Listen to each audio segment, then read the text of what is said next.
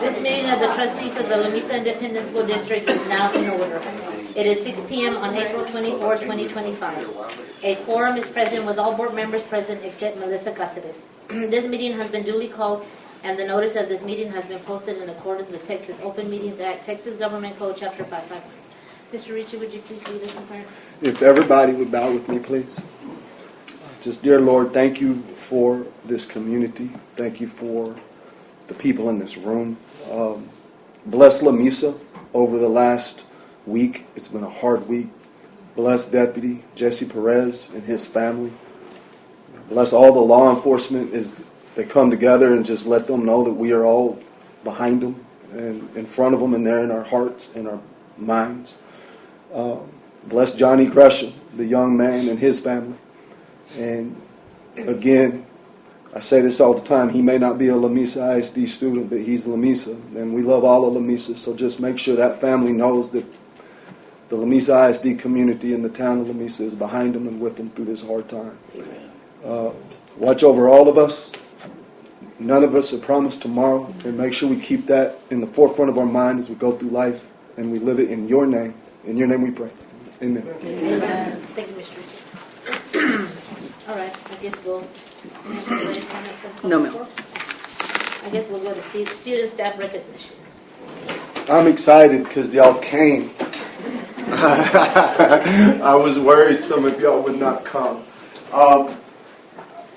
This is Administrative Assistant Week, and we kind of, each campus does a thing for their people.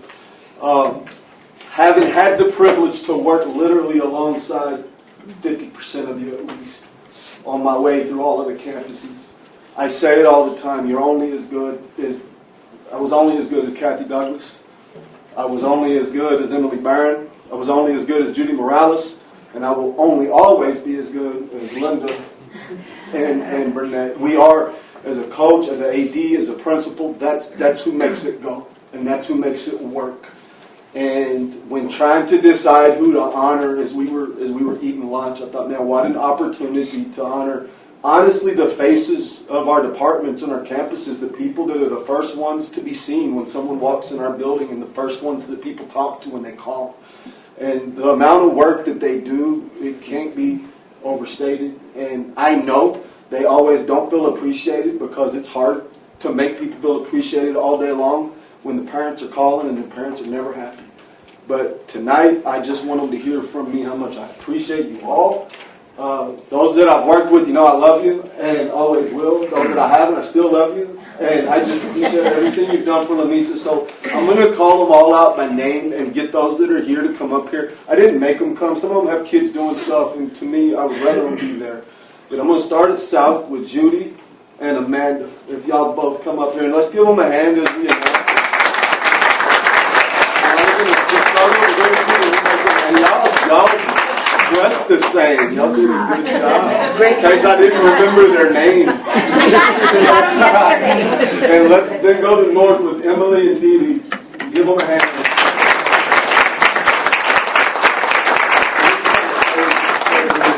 We've done some team pictures, Emily. You know the drill.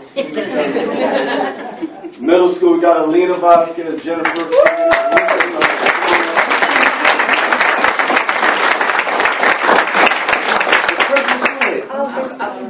That was our so you go to high school, we got the legend, Kathy Douglas. No, I'm just the oldest. No. Amanda and Debbie Segovia.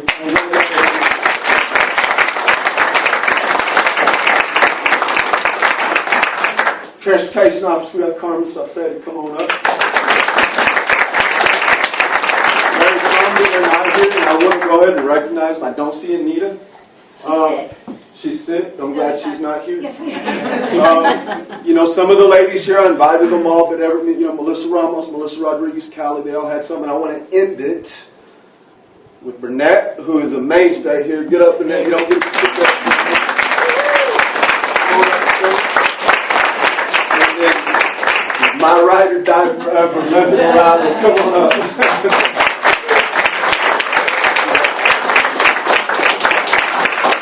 Want to join them? Let's do this. I thought Charlize school. I don't know her last name. always be screamo to me because when I met her during COVID, she was always listening to music with people screaming. So she became screamo. Again, guys, I can't say enough about her. And I think that y'all have a respect for him because I've heard you talk about him. But, man, the face and the voice of the district, thank you so much for everything you do. I hope you feel it at least sometimes because, man, I love you and I appreciate everything you do. And I know your principals do and I know everybody else in this room does. So thank y'all for everything. Let's give them all one. Judy, if you would come stand right here and look that way, I'm going to get y'all to basically just turn and look that way. And we're going to take a big picture of all of you. So, Judy, come stand right here, and then everybody else, just let's go. And then board members, if y'all would kind of stand up, and then we can kind of get in around. I'll move this deal. Frankie, if you'll get some pictures. You're going to go on the web page. So fix your hair. I gotta fix the hair. My good. Crazy person on. It's at 7:30. All right, Frankie, can you see everybody? Give a little spot there. I'm good. On 30. 1, 2, 3.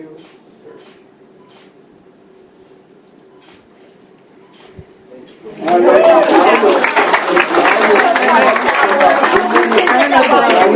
About 3 more minutes. You're welcome. Thank you. All right, so now I'm going to move on to student recognition, and to me it's as special as that. We have 3 individuals that a week from this weekend, I believe, a week from Friday, have qualified for the state Special Olympic competition, which is awesome.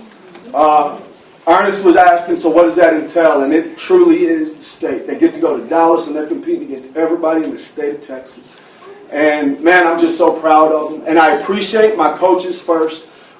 Stacy's done a lot with them, so Stacy, if you want to come up. But let me holler at David Lara, and I'm going to say his name exactly right. Levi Jaramillo. Come on up here. These guys who kind of they took our Unified, which I was explaining to Ernest. Unified is when you mix special education and general education. And that's when they kind of first jumped on this deal, but they have just continued. They are fantastic with our kids, and they understand what it's about. Yeah, we're really proud of them for getting to state, but at the same time, it's about making sure our kids are treated the right way and get to have experiences that I don't know that they've been able to have in the past. So thank you, and thank you. Now, y'all get to stay up here while I introduce our kids. All right, let's start with Nathan. Come on up, man.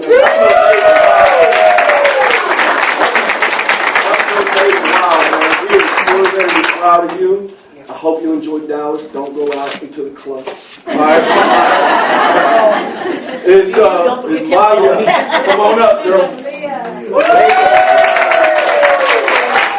Now, Malia, tell them what we're competing in when we get down there. Tell them what we're doing. Track. Special Olympics track. So what event are you doing? What event is she doing? 800-meter run and then the shot put. That ain't no joke. What event are you doing? 100 meter and shot put.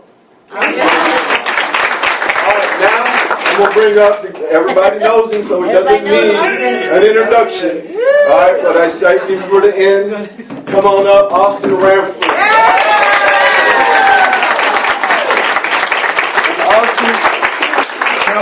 Tell these ladies and gentlemen what you're going to be competing in. The 100 and shot put. All right. The way I understand it, y'all start next Friday, right? It's 2 days, 2 days. Correct? Friday and Saturday. We're getting them up there a little early so they can go to the zoo and do some fun stuff in the Fort Worth, Dallas area. But man, this is special. And I'm just extraordinarily proud of you. I'm thankful to you two guys, and I'm very proud of y'all. So let's give them all one more big hand.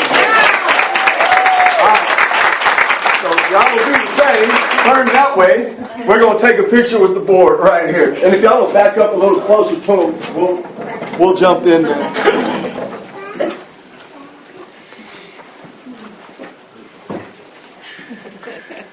Do I want to get by Austin? You want to pose?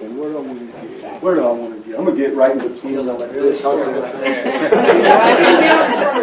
He's tall. I don't even have to get on a knee, do I?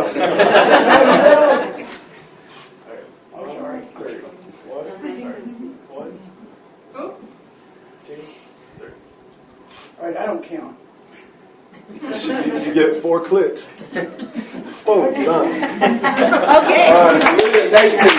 Awesome. Good luck. We're good. I'm trying to do that. I'm trying to do that. Give them all one more hand, guys. All right, so administrative assistants and families, that's that part. If you stay past the next minute, you're going to be here for a few hours. So I would advise you to take this opportunity to stay. But again, thank y'all so much for coming.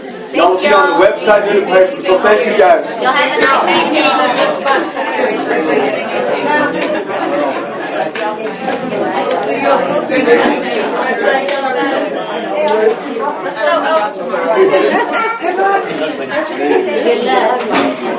I didn't see Owen. What's up, Owen?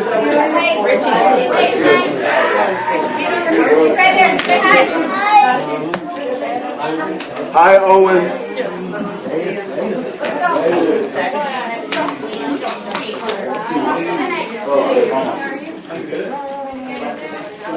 That was good. Represent well, Austin. Austin always does represent well. He does look at me. Okay, I guess we'll go to Dennis Lucy. Yeah, Dennis, come on up. His presentation. And Dennis is not so much come on up, Dennis. We've already done the presentation. Dennis is the one responsible for the Footsteps to Brilliance partnership with Weaver.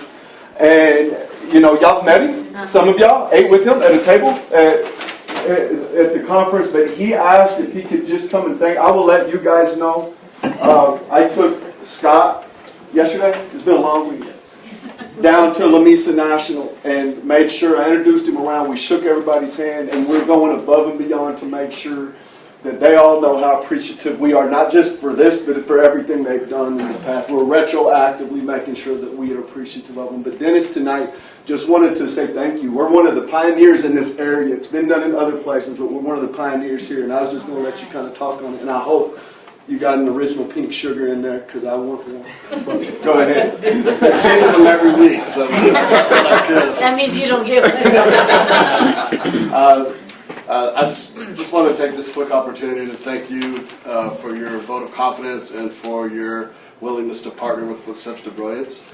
Footsteps to Brilliance, as you know, is an opportunity for us to really transform with parent involvement the pre-K through third grade literacy experience for every child. And because of your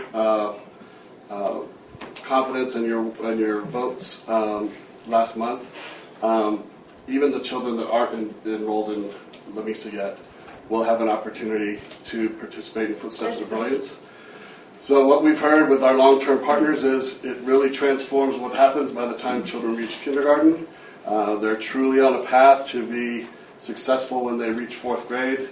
The national statistics are pretty scary for us right now. When children aren't reading by the time they get to fourth grade proficiently, it takes their life in some directions that are not healthy or productive. So your confidence and your willingness to embrace all of Lamesa ISD, uplift and transform the literacy experience is very commendable.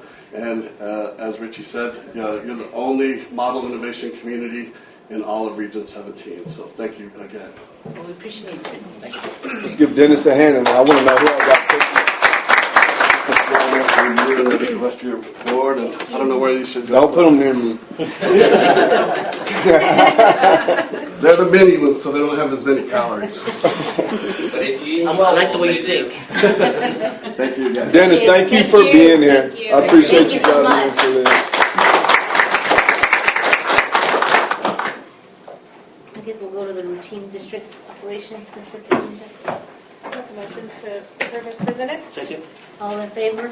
Aye. Any opposed? Motion carries 6-0. Next, what do we have? The Well, financial report. Do we, Do you want to go? Gary? ahead and How do do you need to get pretty quick, Gary? I'll say better by 6 sorry. Y'all wanna go? ahead. Yeah, we can go ahead there, Mark. So we have a board action item that's for Aramark, and Gary, clean me up, but we have a 5-year contract that we are in our 3rd year, but it is still something that has to go to the board every year during that 5-year contract. We do have to go out for bids next year. Bids, we do it the right way, but I'll tell you, I've said it every time, Aramark's been nothing but a pleasure to work with. I call other schools that are looking and brag on Gary and Aramark because they just go above and beyond to do the right thing. So we do need to vote on that tonight. Gary, did you want to add anything? No, I really appreciate it. I've been here 6 years in November. I love it out here. I want to stay out here for another 3 or 4 more years. I got 64. I got 3 more years. I'm going to retire. So I really appreciate Lamesa ISD. I've had a blast at this school. My employees are the best employees. There's no complaining. There's no fussing. Everybody gets along. It's just a pleasure to work with everyone. So thank you all. Thank you, school board, for having us. Thank you. Thank you. Over 40 years we've been out here. Everyone's been 40 years. That's awesome. So, I didn't know it'd been that yeah, long. 40 years. He has to leave early, so he asked if we could move his board action item up so he knows how that My went. son's in college and he doesn't drive. He's Asperger's. He doesn't drive, so I have to pick him up every night from school. Okay, And so, no problem. I guess we'll go ahead and make I make a motion that we approve the food service contract with Aramark. all in favor? Aye. Any opposed? Motion carries 6-0. Thank you so Are y'all much. liking the thing I give y'all each and every month? Yes. Oh, yes, that's Okay. very, yes. Thank Thank you. you, Gary. Thank you so much. Safe travels. Y'all have a good night. Thank you. You do the same. Thank you, Beth, for You're moving that to us. I guess We're now gonna we'll have go to to move financial that. report. I'm not going to be able to look at that the whole time. Turn around.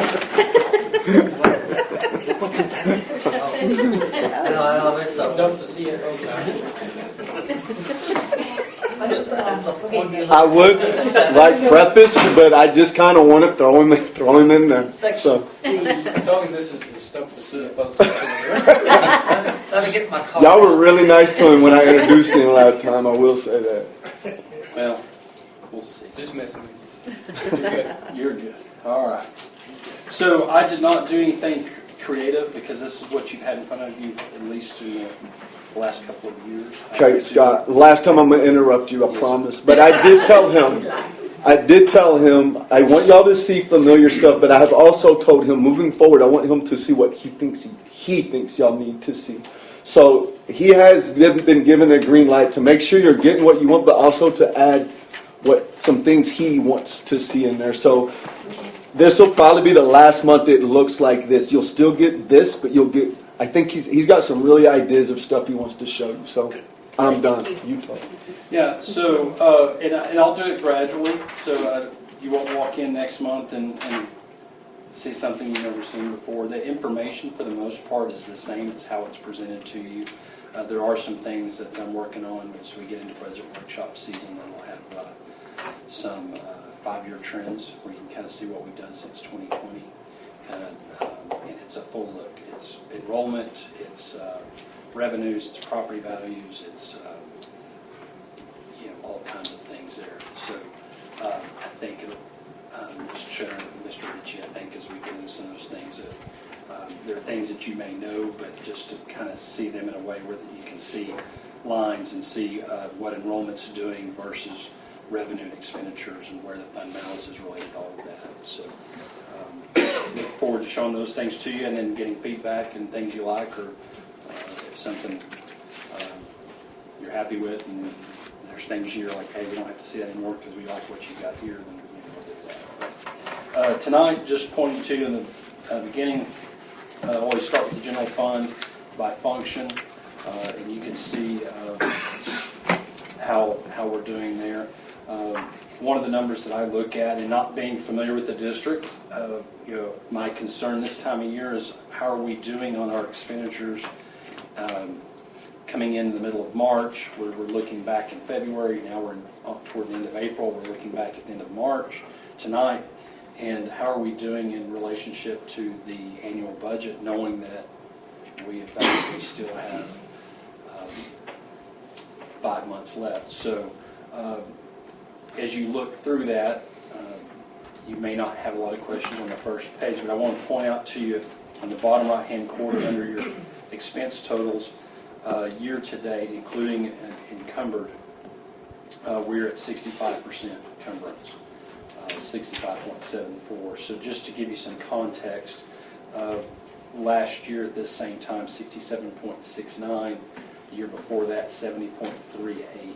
So we are running actually a little bit, in terms of percent of the budget, we are running a little bit better shape as far as not expending that. Of course, that can change with one big item, student travel. This is a busy time of year, as you all know. So, but comparing March to March over the last 4 years, we are spending less of the overall budget than we have. So I think that's a good sign. You can go back. I didn't mention years FY22 or 21.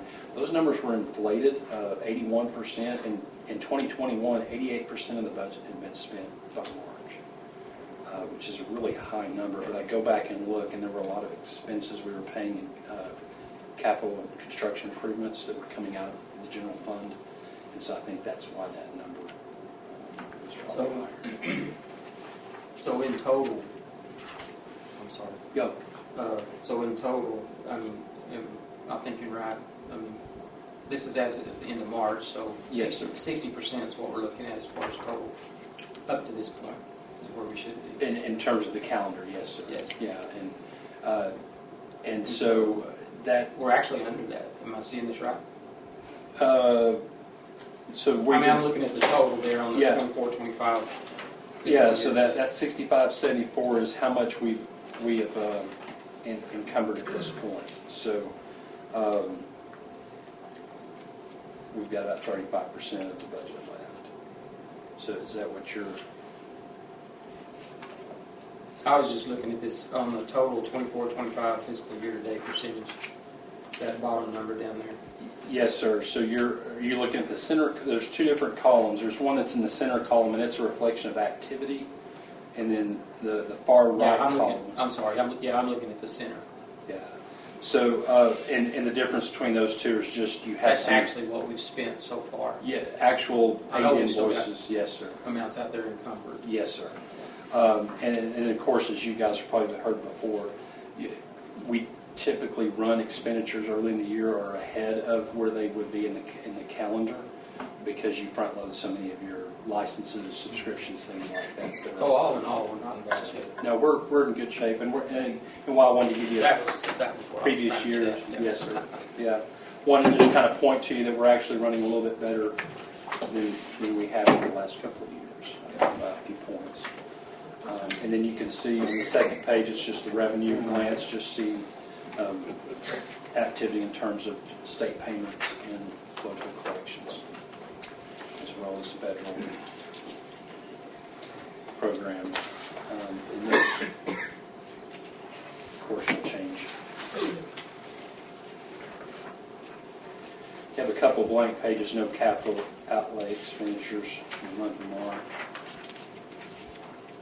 And if you'll go on, these page numbers aren't correct at the top because they're different reports we have to run. So, again, part of what I want to do in the future is to make it a little bit cleaner and easier to follow along. So, but if you'll go to at the top of the page, it's labeled page 1, and it is your monthly check register, which I believe is maybe the 5th page of the packet. I'll just let you kind of look through that. I have marked a few items that I thought you might have questions on, but certainly if you see anything else. I wasn't here for most of these expenses, and most in the description are pretty self-explanatory. But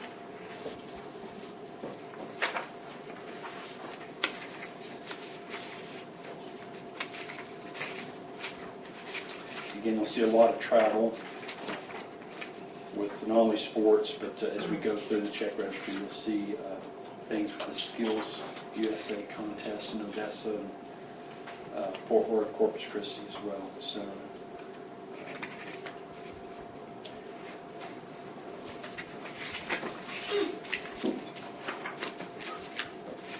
and then on page 3 of your check registry, if you don't have any questions up to that point, I want to point out a couple of items there.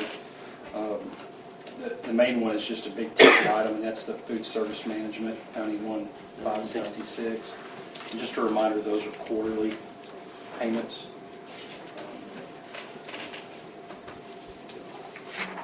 I take that back, that is not correct.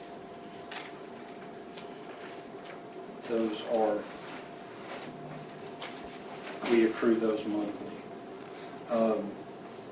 And then on the following page, page 4, I've got a couple items there for you as well. The IDF cable cleanup for $99.79. Understanding is they had some cable ran at the middle school and they had to come back. Technology cable. That's what he's talking about. Go ahead. Sorry. So they had to come back and finish running that cable and do all the cleanup that goes with that. So that was the... So do we not, I mean, I know in the past, our IT team, or they've ran their cables. We third party it now? Not all of it. Sellers does a lot of it, but, and I don't know exactly on this one, Ron, but my guess is for some reason he needed someone else to do this because he does do most of it. But I can check and see why we had to do that one. Because that's the only time I've seen that when we've gone over the check registries from IDF. That's the first time I've seen it. And I'll do a better job, too, of tracking some of these down as well.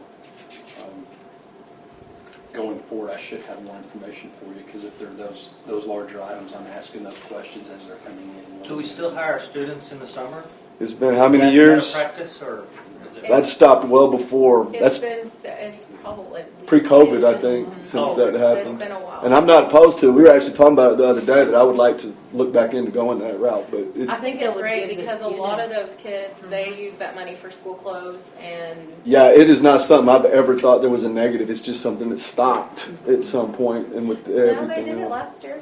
Not with technology. Technology, I haven't Oh, I done it. was Technology. thinking you. Yeah. Oh, yeah. Like we'll hire some for the Okay, grounds and stuff, but we yes, used to that's- have a whole team that would do the technology Yeah, and stuff. okay, The last time we sorry. did I was went when we went to to school. yes, Yeah, yeah, yes. I remember Yeah. that. That was the last That's a year. long time. Yeah. 17, 18. So more than I thought. 18. Yeah. So that's a good program, and then It you is. have the beginnings of the PTEC program, and we're constantly looking at the CTE and those pathways. And so, as a part of that, I think that's something that will be discussed too. Is are there an opportunity to connect those things with Yeah. technology back to some of the courses? I think it would be beneficial. Agreed. Also on that page, you've got a couple allocations. Dawson, the CAD for appraisal district, those fees. Those are quarterly. They're broke out by two different functions.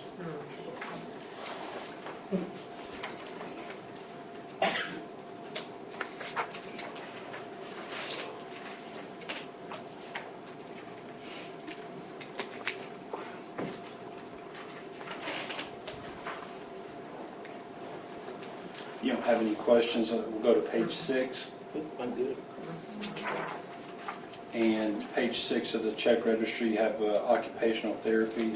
And again, just being new with you guys, that's a lot of districts, that's a floating charge based on how many times they come out and how many kids they're seeing.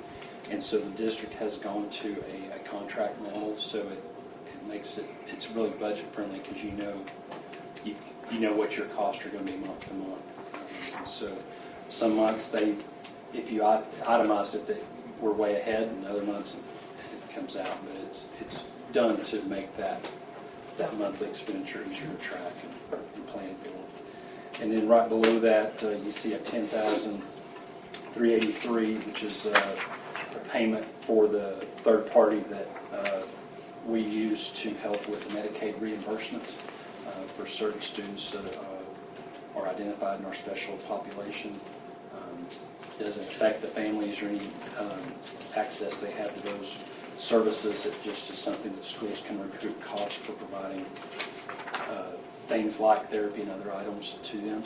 Can I speak on that real quick? Yes, sir.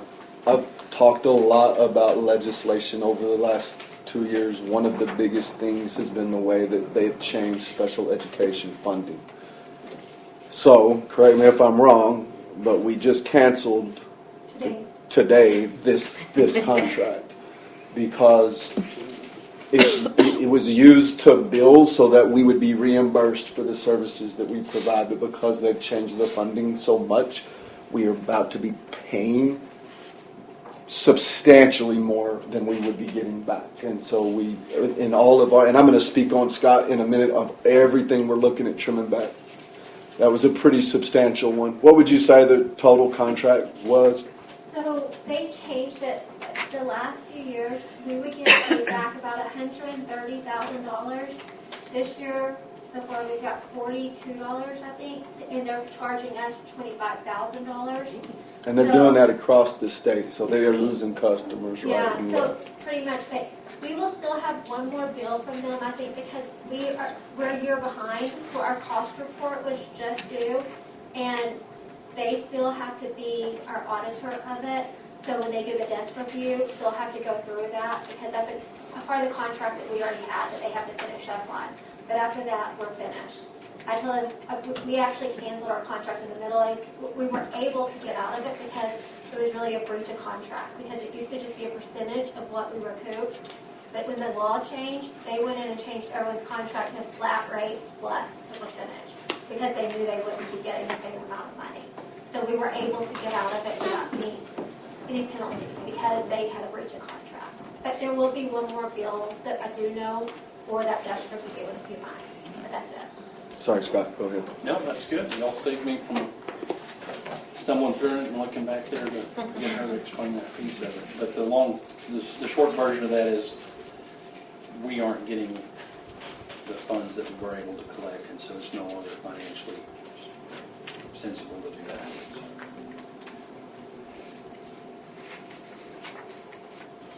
And then you can see those kind of static items. Again, a lot of that's minor repairs. Again, added bus repair on buses 4 and 5. We are able to do a lot of that in-house or with a local mechanic that saved us from having to take those vehicles out of town. So it's helpful.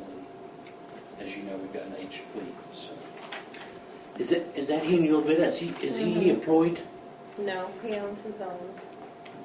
So, wait. So we're contracted. We Contracted contracted out. some work out. I thought we had our own. We do have our own, but something that a lot like what I said about Sally, we couldn't pull it off. It's so more we had like- to contract out. Like actual, like in-depth mechanic work. So instead of like getting a record and then taking it out, spending all that money to take it, he's actually done a lot of work for like the shop. Like my dad used to use him a lot, so we called him in to see if he can get something in instead of spending that extra.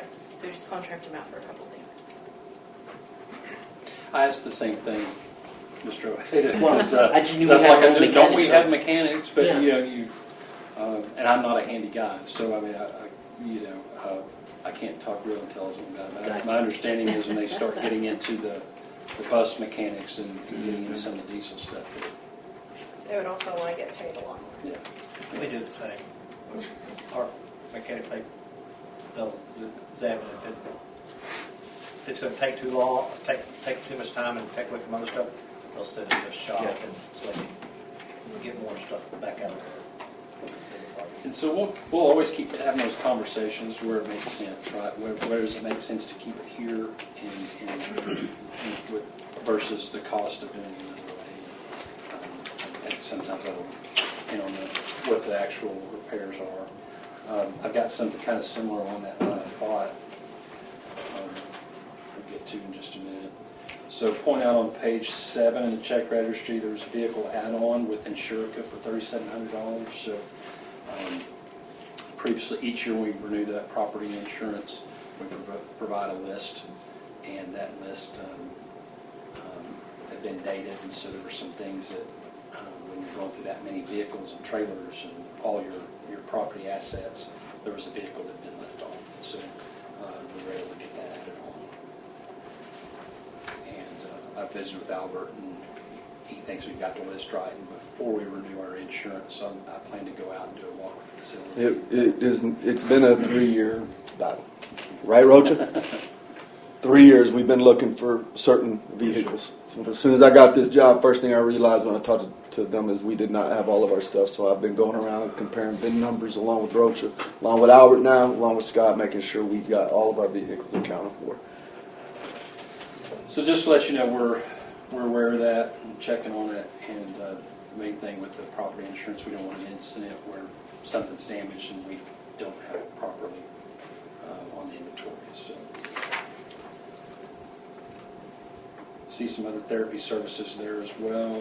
Utility bills, the gas usage. I know you guys talked about last month because I was here as a guest, but hopefully we'll see those natural gas bills coming down now that we're getting into the different season. Of course, our electric bill will fill in the gap, I'm sure.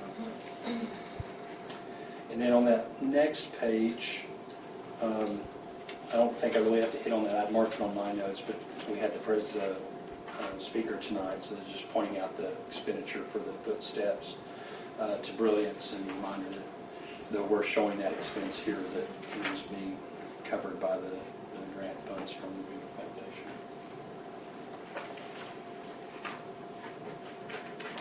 Am I killing all yet? You're good. No, you're doing good. I'd rather hit you too hard than to not hit something there. So these other items, you'll see some bigger items here on the remaining pages. As I mentioned earlier, you've got some skills competition.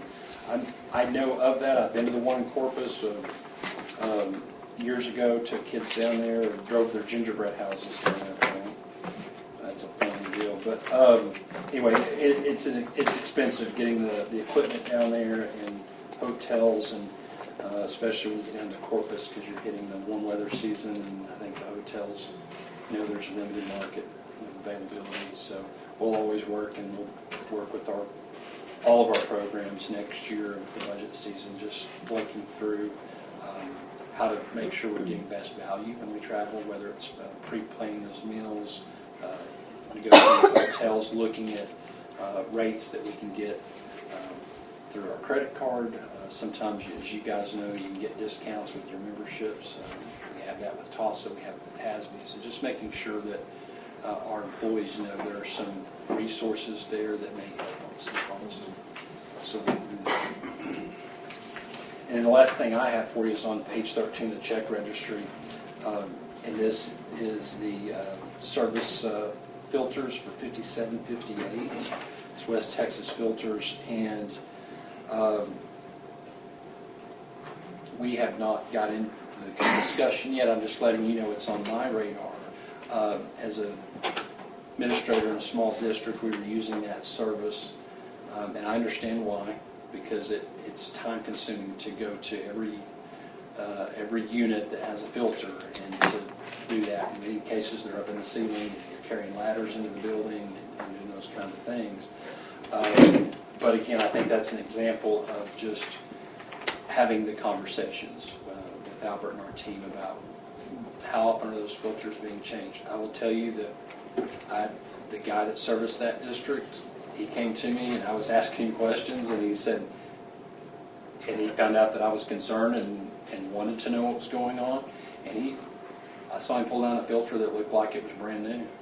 And he said, "Man, you've got a whole building over here." He goes, "I change those filters out every 3 months, and they don't have any dirt on them." And so we changed our agreement with them and lengthened, not for all units, but for the units that, for whatever reason, the circulation just wasn't bringing a lot of material in.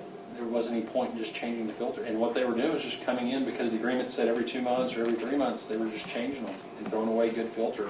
Maybe they're putting them in the truck and using them somewhere else. But that's the kind of thing that I think that we can do, and just make sure that we have our eyes on it, that we're aware of what is being changed out, and if we need to revisit the cycle of how often they're being replaced, that we do that.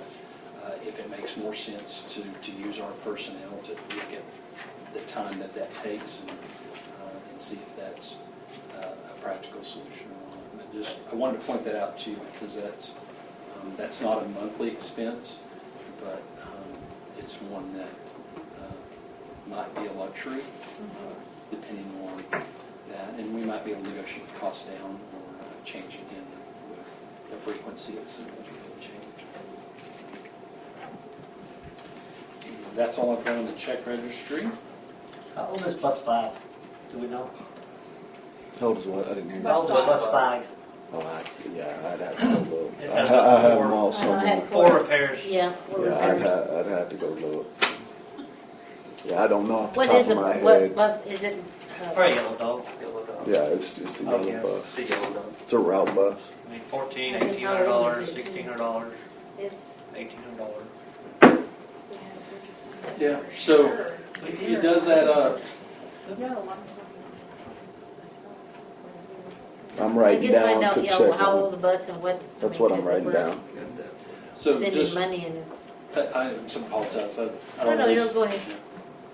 I was just going to say, so one of the conversations Mr. Ritchie had with me early on was wanting to work on a plan, a multi-year plan to some of those larger ticket items, to look at their lifespan and age and mileage on them.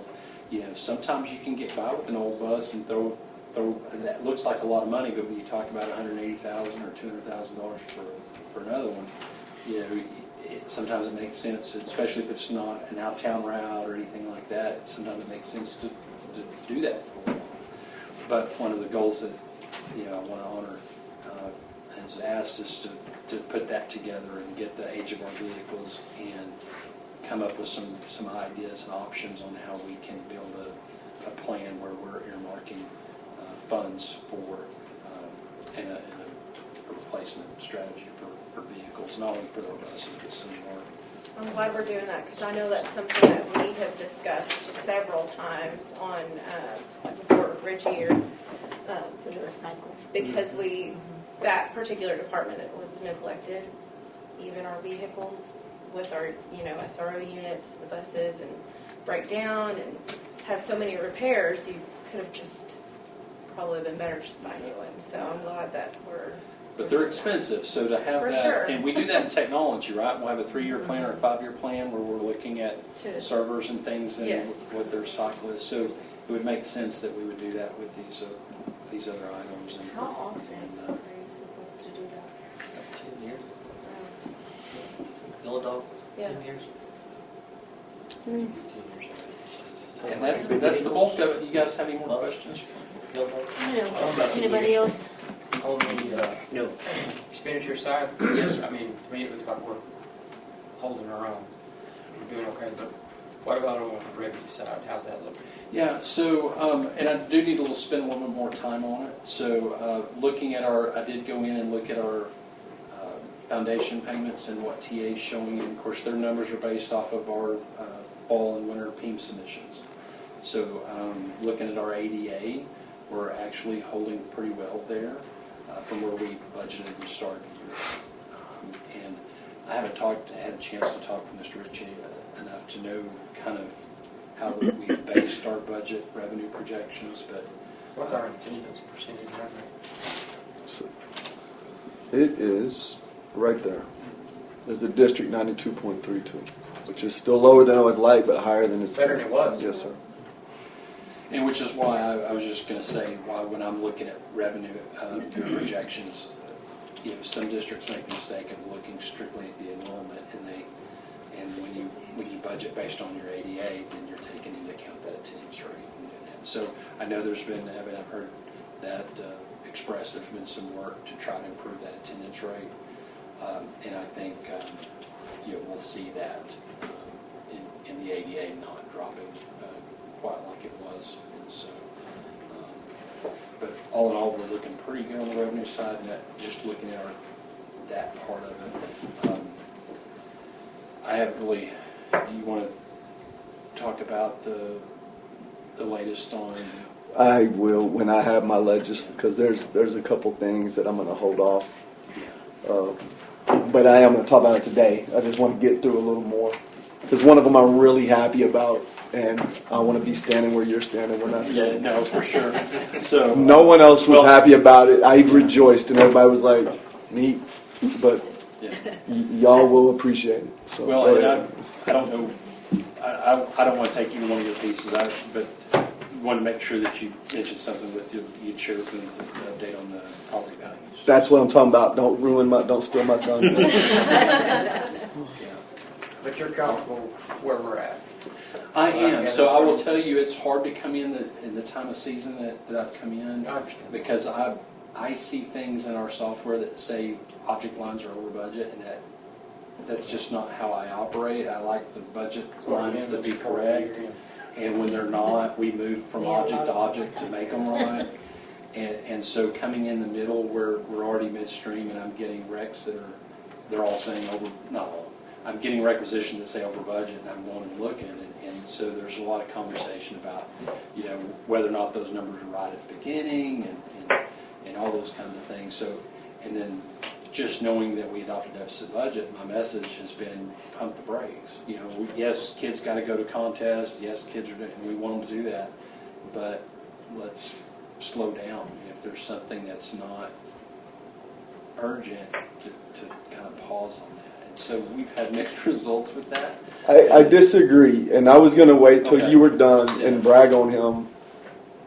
We are putting people in, and I think some of our will say they're being asked things that I haven't had time and they haven't been asked. And like I walked by his office today, and I don't remember who you had in there, but they had a PO in front of him, and they were having to explain to him what it was for, and he was going to make the decision on whether or not it was worth us buying, and which is what I tasked him with to do. But I greatly appreciated seeing it in action.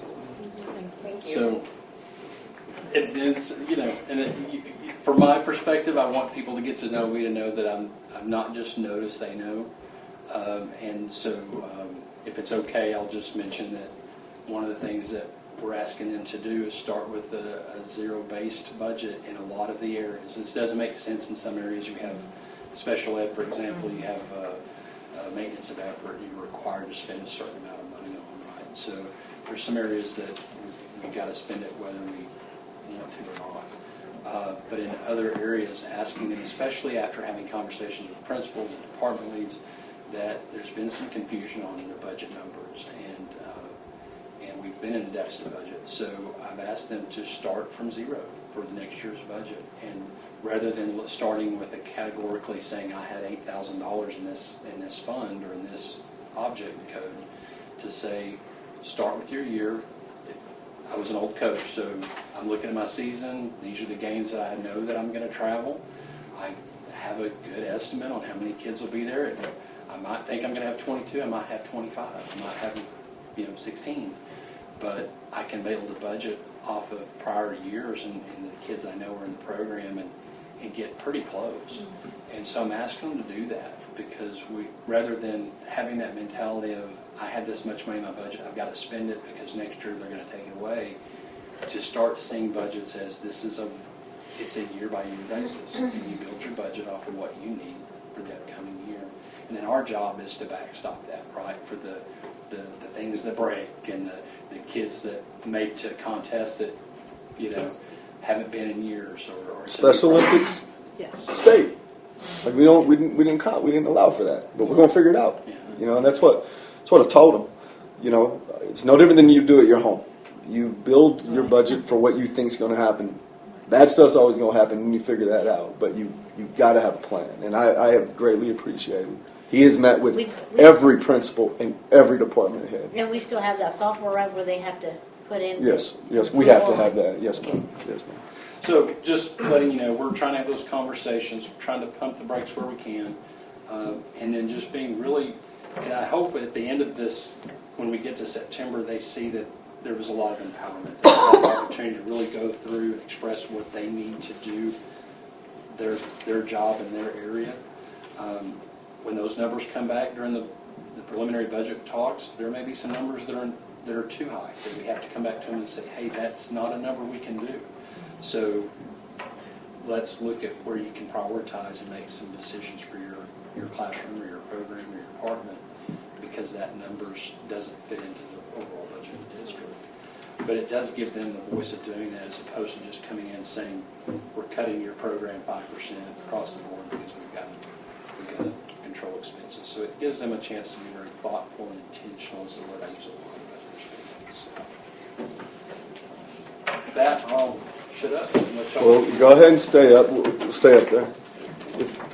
Ms. Gonzalez, if you want to go ahead and vote on the financial report, and then I'll move him on to that. Yeah, let's go ahead and,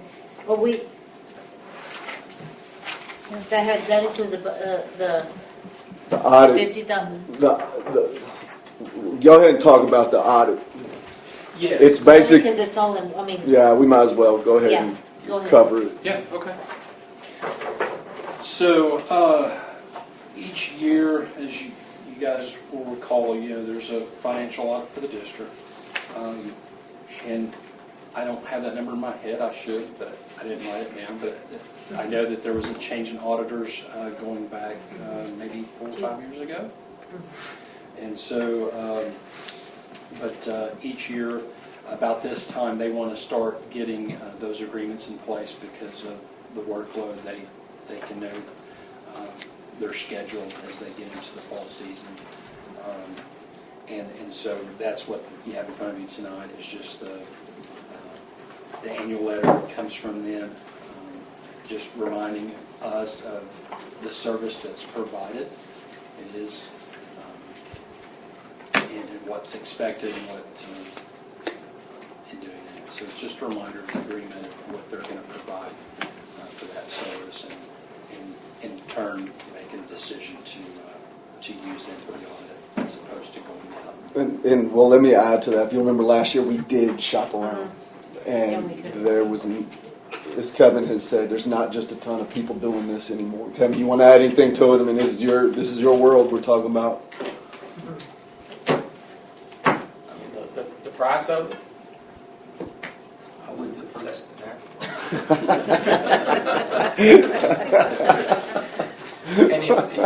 And like you said, I mean, the one bid that Ron got back was from one of the big boys, and it was out of Hobbs. Yeah.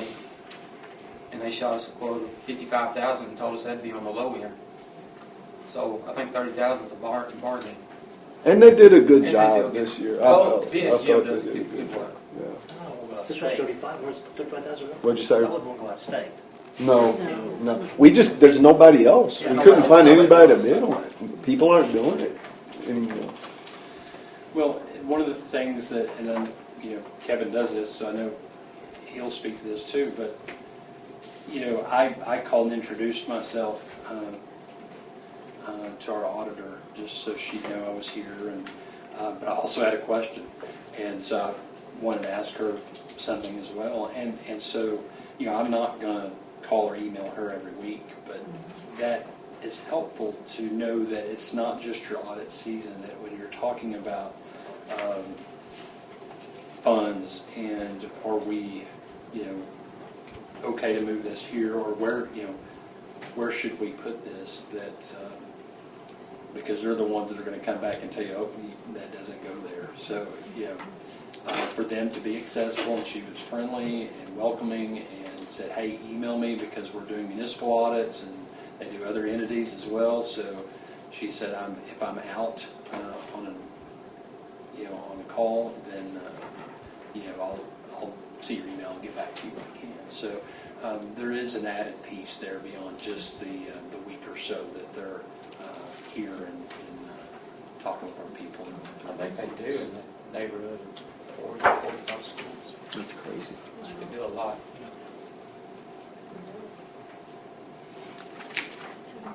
Now you can sit down. I think that's it. Is there anything else that You want me to hit the... Well, Yeah, let's go ahead and do okay. that. Yeah. So you also have with you, it's the Health Special Risk Inc. It's the student insurance. The district has provided that.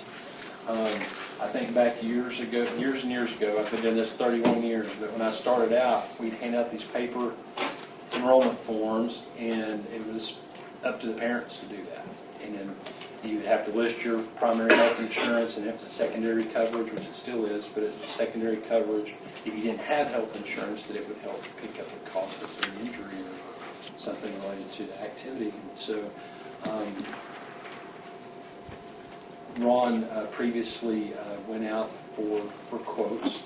I went back and looked at this was last year, so I went back and they just finished the first year with it. So they were over $10,000 lower than the people that we had been using and that did as well. I talked with Coach Ramos because the majority of those types of claims, of course, are coming through the athletic department, and talked with him and asked him how are people doing? Are you getting a lot of complaints? Because to me, it's not only the money we save, but are parents calling because they're not getting reimbursed? Are we having issues with claims? Is it the old vendor, great people, but I think they still use paper copies. And so he mentioned that his personal child had something they had to go to the ER for, and he was able to get on his phone and do what he needed to do while they were waiting to be seen. He said there wasn't any major issues. He had not been made aware of any issues with people getting payment. Athletic trainers are very involved in helping people get signed up. So that's the other piece. If your kid comes home with this form and once you fill all this out, sometimes it's kind of hard to do that. So my understanding is our trainers do a lot of the entry, putting the kids in. So the parents provide the info we need, but they put it in the form. So the registration, I think, is easier than it's been in the past. So the trainer kind of helps. Yes, it's kind of natural because they're going to be your front line if you have an injury, and Yes. and they're the ones that typically are involved with helping with the physicals. She's really good because Sierra's last year I had several parents call. I was actually told that we don't have insurance to cover an injury because one of our kids went to the ER, got hurt during a game, so they didn't know where to go. But this year, she's helped so much. We have like a parent meeting. She helps everybody there. She has your number, whatever you need. It just makes it very simple. And That's good. I'm glad you told me that. 'Cause Yeah. I like her, but I like hearing that. No, I like hearing that. she's really good. I'm gonna brag on her. Ramos Very helpful. too, and yes, she's very, very helpful. Thank you for She's bragging very on involved, put it that her. way. Yeah, I love her. I'm Yeah. glad to hear. No, I do I'm too. glad to hear other people like her. That's awesome. So my recommendation is based on the service that we received, and, as well as the reasonableness of the cost, that we continue with that group.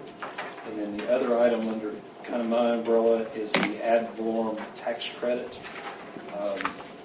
And as a reminder, you have a 313 agreement, and as a part of that, the state is supposed to make up a portion of lost revenue that would have otherwise been received as a course of that. So this is something that you do annually until the 313 is expired. And it allow us to recoup some of the lost revenue. And we've had this for a while. You've signed many of these. Yeah. So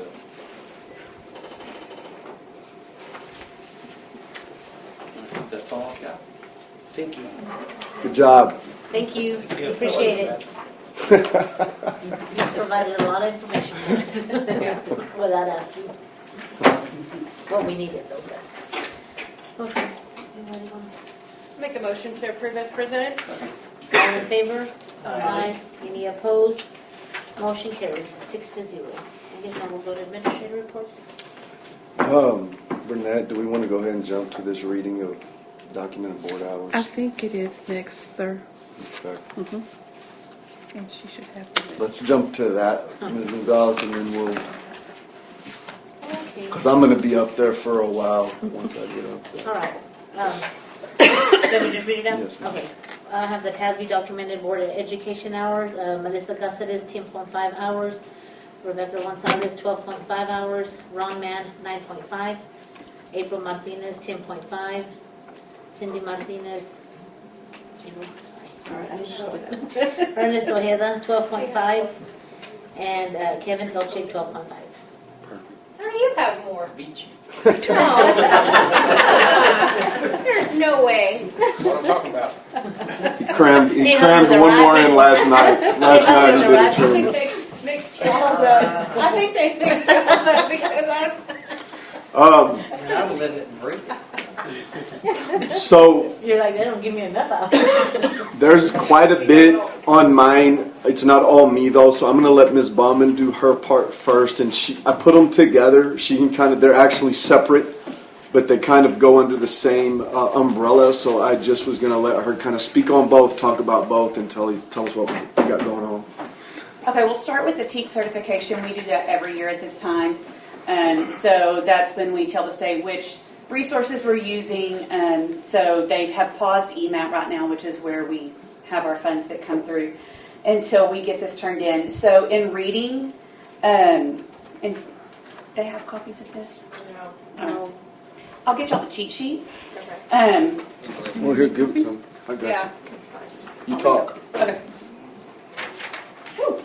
So in reading, and this honestly is the exact same as last year because we are doing nothing different with our adoptions except for math, which is part of the transition plan. So reading K through 5, we kept the same. We use McGraw-Hill Wonders, and then we have our supplementary resources, which are Hegarty, really great reading and mind play.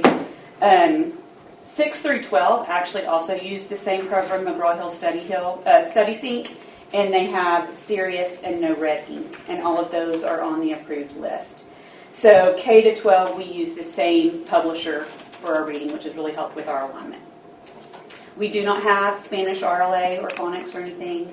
Math certification, this is going to be the one change, and it's really kind of just a change in name. So 2 years ago, we switched to using the Eureka Math, which is the open education resource that the state put out. And so they made some changes to that this year, and so we're changing to Bluebonnet Learning. You'll probably hear there's 2 different Bluebonnet Learnings. We are only doing the math K through 5. We're not changing our reading. And so the transition plan we've got is for that. But that is the one, and it provides extra funding, so we're able to get that, and that's part of the transition plan. But we also have the LASSO grant that pays for the supplemental for all of our math up through 8th grade, and that's certain. So from 6th grade on, we use Loman Education, and that's something we switched to last year. We looked at some different ones. We had some lead teachers. Noe did a lot with this because he's traveling between middle school and high school, and so he was able to look at that alignment, and he helped us with that. But we switched, and we're using Loman, so we're going to continue with that this year for our secondary. Social studies is the next one, and we use Studies Weekly, which is, I think there's not many approved ones in elementary, and they keep pushing back this adoption, and they just pushed it back again. So we've been using Studies Weekly, and that's what we'll continue with. Middle school through high school, we use the social studies side of the Loman Education. So by doing that big suite together, we get a pretty good discount, and it's very lined out. The teachers like it, and it's been easy to work with. Science is the one that we changed last year. So that was our new adoption last year, and each campus did something a little bit different. But Katrina, our science specialist, worked with all of them, and so they aligned very well. K through 5, we use HMH into science. And then 6th grade, or middle school, we use McGraw-Hill. And in high school, we have Pearson and Savvis.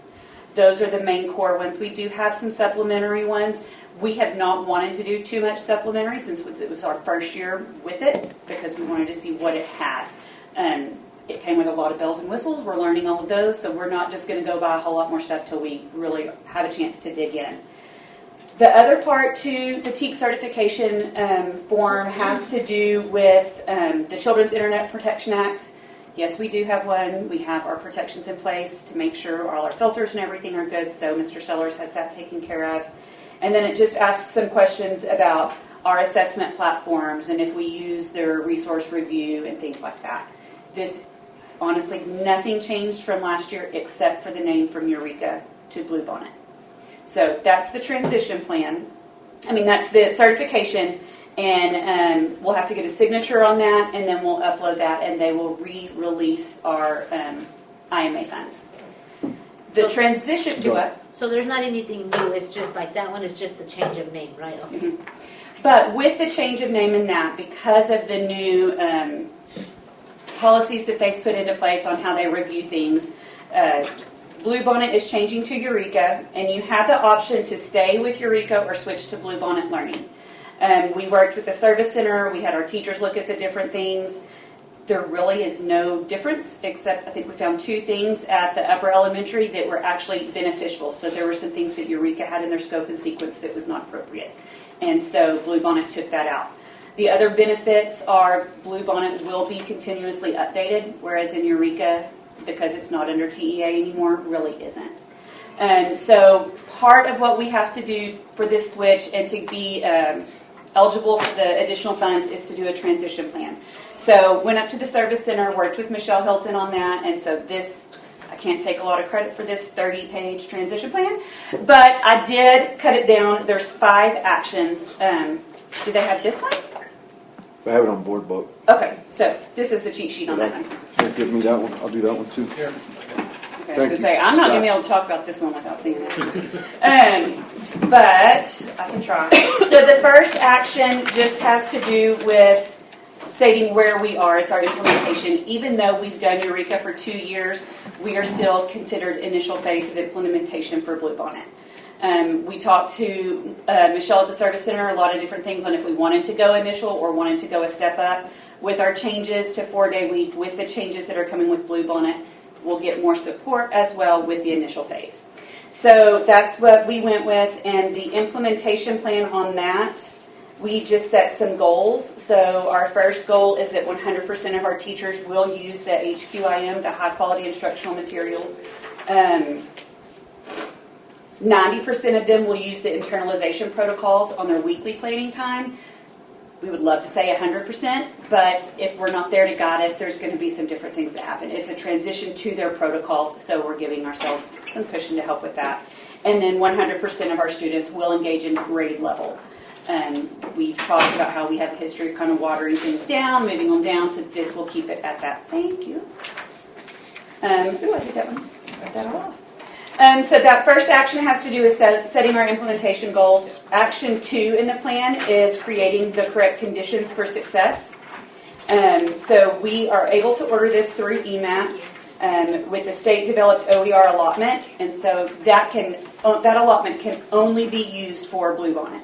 So we were able to order all K through 5 with that without having to touch any of our other funds.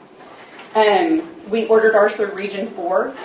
There were 2 publishers that were working on this, but Region 4 has a better support team, and they're easier to work with being another service center. So part of what we had to do, how will we distribute our materials? How will we make sure every teacher has what they need? When will we make sure that we train our new teachers? And so that's all part of this plan. Ensuring that our teachers have 240 minutes per week of planning that is theirs to internalize their lessons and go through, and that they have everything they need. So that's the Action 2 part. Action 3 of the plan has to do with internalization and PLCs. So we wrote in there how we do those, our protected time. The PLCs will be used for our unit and lesson internalization following their internalization protocol. They have a protocol that they want us to go through. It's not any different from what we've done with Eureka, except they say Bluebonnet now. So it's when our teachers looked at it, we were kind of afraid that they wouldn't be on board, another new thing, but they were fine.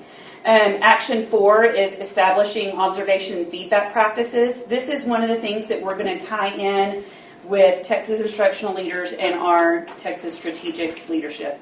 I get all the letters. People that came and talked to y'all not too long ago. So observation and feedback is something that they really work on, and it's truly coaching our teachers through how to internalize, how to implement, and how to deliver the Bluebonnet learning lessons. And so we are going to partner with the Service Center and go through their observation and feedback training with us, principals, and CICs to help with coaching on that. And we'll track it. They have a certain protocol they want for walkthroughs, so we're checking for fidelity, and so we have that Schoolmint Grow that we use to track our walkthroughs. We'll be able to track that. So how do you, okay, so I know the lady that was here, she had said that we need, basically, if I'm understanding right, that the work that they do, that the kids, the students do in class need to be a little bit The rigor needs to be hard. So if everything is the same as last year, how are we going to ask more challenging questions? It has to do with what we are given and what we're actually putting in front of them. Okay. There are options in there. It's the ones that we're selecting to use. Oh, so it's like So Okay, like so in you have Wonders, because options. math was Okay. 100% aligned Okay. because it was the Eureka. Right. So take Wonders, for example, you have like 3 different versions of something you can put forth. Okay. And the only thing they looked at is what we put in front of the kids. And so now we're talking about, okay, why did you pick that one? Was that really what was best? How do we move towards this option instead? So it's all still in the program. It was just more of how we were using it. And so this is where I guess we're going to see, like, if they didn't do as strong in STAR, but they have A's in class. That's This is where you correlation. might see more of You might see a. a drop in the It's going to be grade, harder in the and classroom. hopefully STAR will Hopefully, you'll increase. start Yes, recognizing ma'am. it a little bit 100%. more in the STAR. Yes. And that's something that as soon as we started with Eureka, which is what this is, math was already having that struggle. I mean, like our teachers were like, I'll say as a second grade teacher, the stuff they were doing the first week of school, we didn't do till I think like April or May. I mean, just it condensed everything and it puts it at a better pace that's more grade level. And so math has already been kind of going through that. That's why I don't think this is going to be a big change for them. And then being able to look at it, we got our hands on some of the release items so they were able to dig through it. But the observation feedback that the service center will work with all of us on will help us coach teachers on how to make those decisions and The choices. transition, basically, like for the Yes, ma'am, and students to make sure the rigor is where we want it, and the way that trickle down will work, because we talked to them today, because we were a little vague on what that looked like, and what it will look like is that they'll meet with all of us, all 4 campuses plus all of us twice on July 15th and July 16th, and they'll get the ball rolling, but then they are going to coach myself, Ms. Ballman, and congratulations, Dan didn't know this till right now, and Dan, they're going to coach us on how to coach the principals. That way when the principals leave in 3 or 4 years, Gensler, because you're going to be here for a while. Fine. Yeah, I hope they stay, but let's say they don't, then there's someone over here. The foundation is here, not out on the campuses, and so there's always people here that can coach the new people on how to coach the teachers. And so what is it going to look like, I guess, if anyone can answer this, would be like awesome. But with our kids, with the level that they're at right now, and we're taking it up a notch, how are we, like I understand teaching-wise, but how are we going to get them to get ready for harder? The only way to Put get it ready out there is and to just- make them uncomfortable. Okay. There's no other way. Okay. Yeah. It's like, I equate that to if the only way to get used to living on less money is to start living on less Yeah. money. Well, you're also going to ask the parents to. That to me is going to be the back off, trickier part. Because they're going to come home frustrated. They're going to come home struggling. And that's what we've talked Just give about. us 6 months. Give us 7 months. Give us, Well, what you're going to see more is eligibility.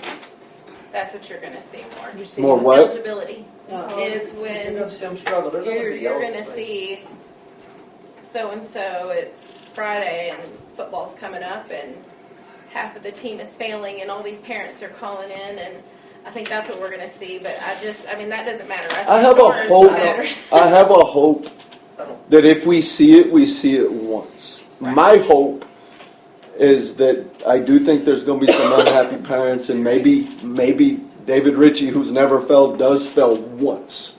But hopefully the attention gets got, and we start reaching up and meeting. I think if Yeah, those there's got to be students, some accountability. I mean, Yes. they're going to have to.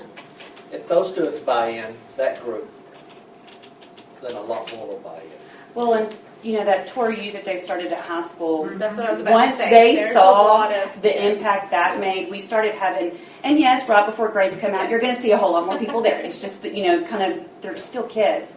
But we had more people start to take advantage of it as we went on when they saw the benefit of it. And so it's going to let us see different opportunities we can do to provide for our families as I well. think it's going to be growing pains. And we have that at at middle school too, Yes. right, Jasper? Yes. We have a lot of the two, because I think, yeah, my kid was. And I think We have a lot parents, of. I think parents are very grateful for that because, I mean, I am, they yes. can't do, I don't know, that stuff they're learning now. I'm like, Well, And that helps. I can't teach math the way that no. Right, that's right. none of us learned Yeah. math We the way did that the they teach it now. carryover None of with us the did. one and Yeah. my son's You know. Like, Oh, I was in a 4th grade class this week, and they were multiplying. I was like, okay, so you tell me what to do next, because I know what I would do. Yes, But, and yes. I mean, surprisingly, that one did it the way I did. I was Yeah. like, sweet, I can help you. But it just gives them different options, I think. But all of this is to transition to help get to that point. Right. So making sure that we have those systems in place, so that if something happens and there's a change, the system And is then there. you've got extra and one- help for tutoring, or and we have our staff that, I feel for y'all. It's like, you gotta do harder now. Good luck. And then the last action part of this has to do with aligning our assessments, which we had already started doing in the math program. We switched over to the Eureka assessments that are STAR-based. They're not created by us. They're created, well, I guess this will be through Region 4. And so then we'll track that. And the transition wants to make sure, and some of the things we agree to is we will use theirs. We will not substitute ours, which would probably end up watering some things down. We agree to do this. And so that's what this plan really is. There, when you get extra money, there's extra things you have to do, and so this plan is one. Like I said, Michelle Hilton at the Service Center helped us through this. We don't have to submit the plan to TEA. Y'all have to vote on it and approve it, but we have to have it available if they ever come ask. So, Good questions, though. Thank you all for the questions. Thank you. Appreciate it. You did say on K through 5 that there's no more phonics. Is that what you said?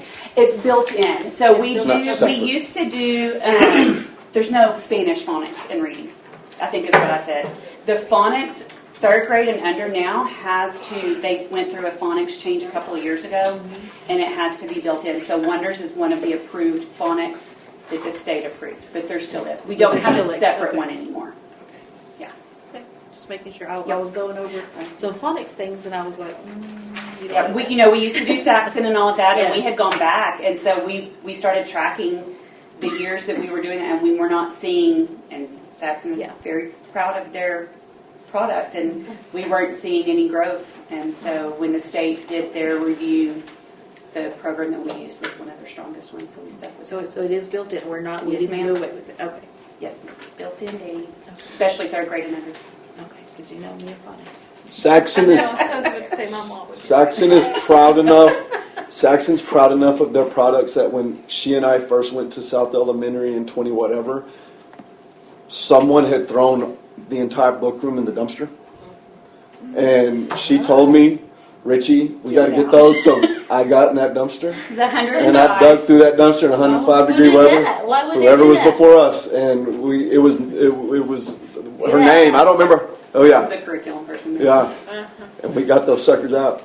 I was like, I'm I not found getting me in there, some. but you can. I found me some jeans while I was in there too. I was going to say, not only are you in the lost and found, We didn't find any outfits that day, but I'm not scared to do those would have been pretty trash. sketchy. you weren't wearing the book. I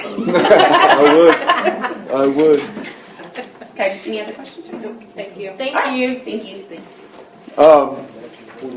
Dumpster diving. Before I jump to this, I do have the principals here. I asked them to come, not necessarily to give a full-blown report, but for them to talk about the events that are coming down the pipe. Christy's daughter was competing tonight, and I always tell her, man, go watch your kid. Yeah. But if y'all want to come up one at a time, let's start with Sarah. She's not paying attention. Gensler. Let's start with Sarah. And again, guys, just quick kind of blow through, because the next time y'all see them, it's going to be graduation. Right. So all the stuff that's coming down the road. Hi, Yes. Sarah. Hi, how are y'all? So we did our kindergarten, sorry, I have these gone. Roundup yesterday. We didn't have our numbers like we were hoping, but Judy did say we had about 20 to 30 come in yesterday to enroll. Several have come by today to get packets. She's also gotten calls and emails for some more, so we're hoping those numbers will come up. Things that we have coming up, we've got, our end of year field trips. Kids are excited for that. May 13th is our color run at South. If you didn't come to that last year, you need to come by. It is worth it. May 13th? May 13th at 8:45. It's parents, it's kids. You need to come watch, It even is if you're a there for a few blast. minutes. And you SROs. can join us in the run, or you Where- can be one of the ones I got them so at a good. different booth and throw in, you can throw the color stuff at everybody. May 14th, we have our pre-K and first grade awards. May 16th is going to be our kindergarten Okay, no. graduation. I guess you can send us that, right? I'm Can sorry. you? Yes, I can email it all Yeah, to y'all. And I have most of it on this. I'm going to Oh, hand you you. do? Okay. Yes, Okay, ma'am. okay. Why don't you go ahead and Never pass mind, it he's down? got it covered. Cindy? It might not have everything, but it's got most of Okay, but everything. that way we can add to it. I'm if- sorry. No, that's okay. But yeah, I can write so fast. May 16th is going to be our kindergarten graduation. We always do two. We'll do 3 classes that morning at 10 a.m. And then our other 2 classes will be that afternoon at 1 o'clock. And then we have second grade awards that'll be on May 23rd. Wait, you said May 16th? It's on there. It's on Yes, there. ma'am. It's all on there. Second page. There's, Oh, there's 2 pages. Yeah. Okay. so May 13th is the color run. May 14th, we have our pre-K awards at 9:15. And then first grade at 2:30. May 16th will be our kindergarten graduations. And then May 23rd will be our second grade awards. So that was kind of our big highlights. How was y'all's egg drop? It was great. I ended up missing it, but I heard I lots was of there. great things. I know Stan some of y'all were there. The kids were super excited when I got back. I was actually gone for my daughter's national basketball tournament her team had made, so I was in Franklin. So I missed the egg drop. It's fun. It was a lot of parents, a lot of kids, a lot of creativity. Like I'm amazed at what they do with those eggs. None of them break. No. 'Cause they're It all. sounded like it. Some of you are like, there's no way that would make it. And then they opened it up. Kids are black. So, but the kids had a lot of fun. When I got back, I asked a lot of them, and they were telling me all about their eggs and their designs and how much fun they had. So they had just as much fun, I think, as all the parents and adults that were there. So, yes, Thank sir. you. Yes, y'all Thank you, may- Sarah. Thank you. Thank you. Ms. Jasper.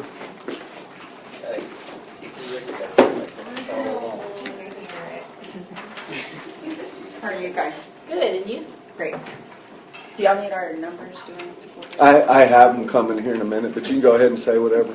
Okay, so our attendance rate right now is 92.75. That went That's up good since because I we asked. took a dip for a while, and then our current enrollment is 335 right now. Let's see how close that was. Keep talking. We don't really have a lot going on at middle school coming up. We will have our 8th grade banquet earlier this year. Just because of all the things with high school, we just didn't want to have any conflicts at all. So our 8th grade banquet's going to be on May 8th at 6 for the awards, and then at 7 for the dinner. And on that same day in the morning, we'll have the 6th and 7th grade awards. And then we're going to do a yearbook signing party because we, for the first time, I don't know since when, we have yearbooks actually in the current year. And so that's exciting. I have one if y'all want to take a glance at it. It's really neat. We had a page dedicated to the Brownings. And the girl that did our yearbook, I mean, this one's phenomenal. It's legit. It's nice. The next thing that we'll have coming up is the 6th and 7th graders will go to the movies on the 20th, and then the 21st, the 8th graders will go, and then that's really about it. We have our 2 last days, full fun days that are in the planning phase right now. If they want to attend the 8th grade banquet, do they just need to get Just with let you? me know, and I'll do a head count. I usually add y'all in anyway, Okay, just to be safe, but yeah. She does a good job with I'll be that. there. It's fun to go I'll be to. there. But It's good food. I haven't registered, so. I got you. Okay. And I think that's really it. You know, we have teacher appreciation coming up and stuff like that. But Finished last day of testing today, or yesterday, yesterday, and over there. I'm really pleased because every day we had almost 100%. There was one day we had to makeup test for 3. Today we did makeup test for 5, and then I just have one more little baby to test for 1 test. I love how you did like a little study session before, like the day before the star. I love that you did that. 'Cause I think That with was- a lot of kids, like, I know my son, I didn't even, like, he was like, I'm standing, I have to tell him. I was like, I just They felt wanted better that to- he was doing it. And honestly, I can't take credit for that. That was the teachers, and they did amazing with that. I just helped with some snacks and helped serve food, but they really were into it. And seeing the participation, so the first year that we ever did one, the teacher came, and I want to say maybe 15, 16 kids came out. Then last year she had one teacher, same teacher did it. She had, I want to say 48 kids that come out. And then this year, like all three of them had over 65 kids that Wow. showed up. Yeah, there's so a lot that That's show great. up that they stay. came, they participated. It was really interesting to see. You know, they were all into it. You know. And before you sit down, talk about your TEA safety audit today, because I'm very proud of y'all. Thank you. I'm proud too. So the guy came in, he did it different than what I expected. He came in and he, you know, of course asked for me and stuff. So then we went out through the exterior part of the building. We went down every stair, checked everything, and we passed with 100%. Awesome. That should be our last one. That's been to all campuses now, so So we you should put do in your that. steps. So you put in your steps. I sure did. And he walked fast, y'all. I was like, slow down. But he walked slow and observed everything. But he was pretty excited to do his job. So. Good, awesome. Good job. Thank Great you, job. Jasper. Yes. All right, Gensler. How we go? Great. Good. You? Doing good. So we're about to start banquet season. Monday, right? Starts Monday. Monday. Monday. Monday, 6 p.m. we got the CTE banquet. And then Tuesday, May 6th, we have the band banquet. That's at 6. And then Tuesday, May 13th, we have the athletic banquet. That's at 7. I think that's all on It there. says 6 here. They changed it since I changed- printed they this. changed it to Okay, so 7. Yes, So ma'am. yeah, the athletic So banquet's change at that. 7. And then Monday, May 19th, we have the academic banquet at 6:30. So those are the big 4 banquets. And then the other events that are going on, senior trip, May 9th, that's the early release day. We got the senior circle, senior walk, May 20th, senior walk in the morning and the senior circle in the afternoon. Don't cry, April. I'm already. I'll be crying all the way through it. Don't look at me. And then prom, of course, May 17th at 8 p.m. Senior breakfast, the day before graduation, 8 a.m. And then, of course, graduation, May 23rd. Be here before you know it, guys. Senior breakfast is at what time, 10? No, again, these times, I think it's in between what it's 8:30, isn't it? 8:30? 8:30? Yeah, I don't think it's at 8, but it's not at 8:30. 10. I think it's 8:30. Yes, ma'am. And that's about it. It's a lot of events in 1 month. Who do we have retiring, or it says retirement ceremony? Frankie, do you want to talk about that? Who we have retiring? Sorry, I didn't mean to. No, you're good. We have 3 retiring, for sure. 2 are participating. We're still waiting on Mr. Rogers. Mr. Rogers is still How is he recovering. He's home, Yeah. but he won't be back until later next week. So he is retiring for sure? Yes, ma'am. He was before this, but this Oh, is. okay. We have Josie Espinoza in the cafeteria at North. She's been with us for 10 years. And Rachel Corona. She's been with us she's taught for 21 years. Okay. Thank you. Oh, and okay, on graduation, can we sit on the opposite side, the other side, instead of we sit over there by like the field house? You can. Do you want to sit? You'll be right by the band. Is that where you want to be? Well, the band, at one time they were on the opposite side, but Y'all want to flip everything? yes. Because I know when they were with the, I had never seen it because when I got to the high school, No, what I did is go it- back and watch old YouTube videos, and I set it up that Or maybe way. remember where the band Field is. house part. You do what? I don't remember where the band's at. I don't either. no, the band has done it on the other side before. I remember when my son was in band, and that's been several years ago.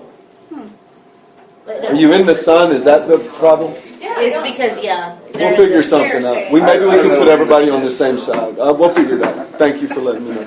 Gensler, figure that out. So thank you for complaining. There you go. Just put her next to Jake and she can walk Yeah, out with there you go. I'll just have you a chair next to Just you. have her sit next to Jake. You know what? I'll just stand on the stage. April, you can sit wherever you want. I'll be on the stage. That's fine. Remind me to ask you something though, in regards to that.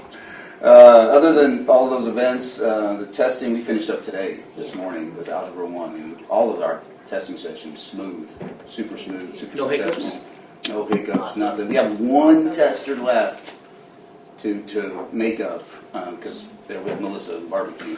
So, but that's it. So one tester left to make up, and it was super successful.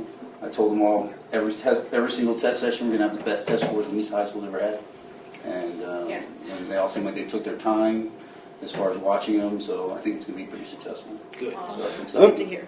Let me say something in him, but it's actually on Jasper and Sarah too. Like, I'm in his building a lot. A lot of times I don't know I'm in their buildings when I'm in their buildings.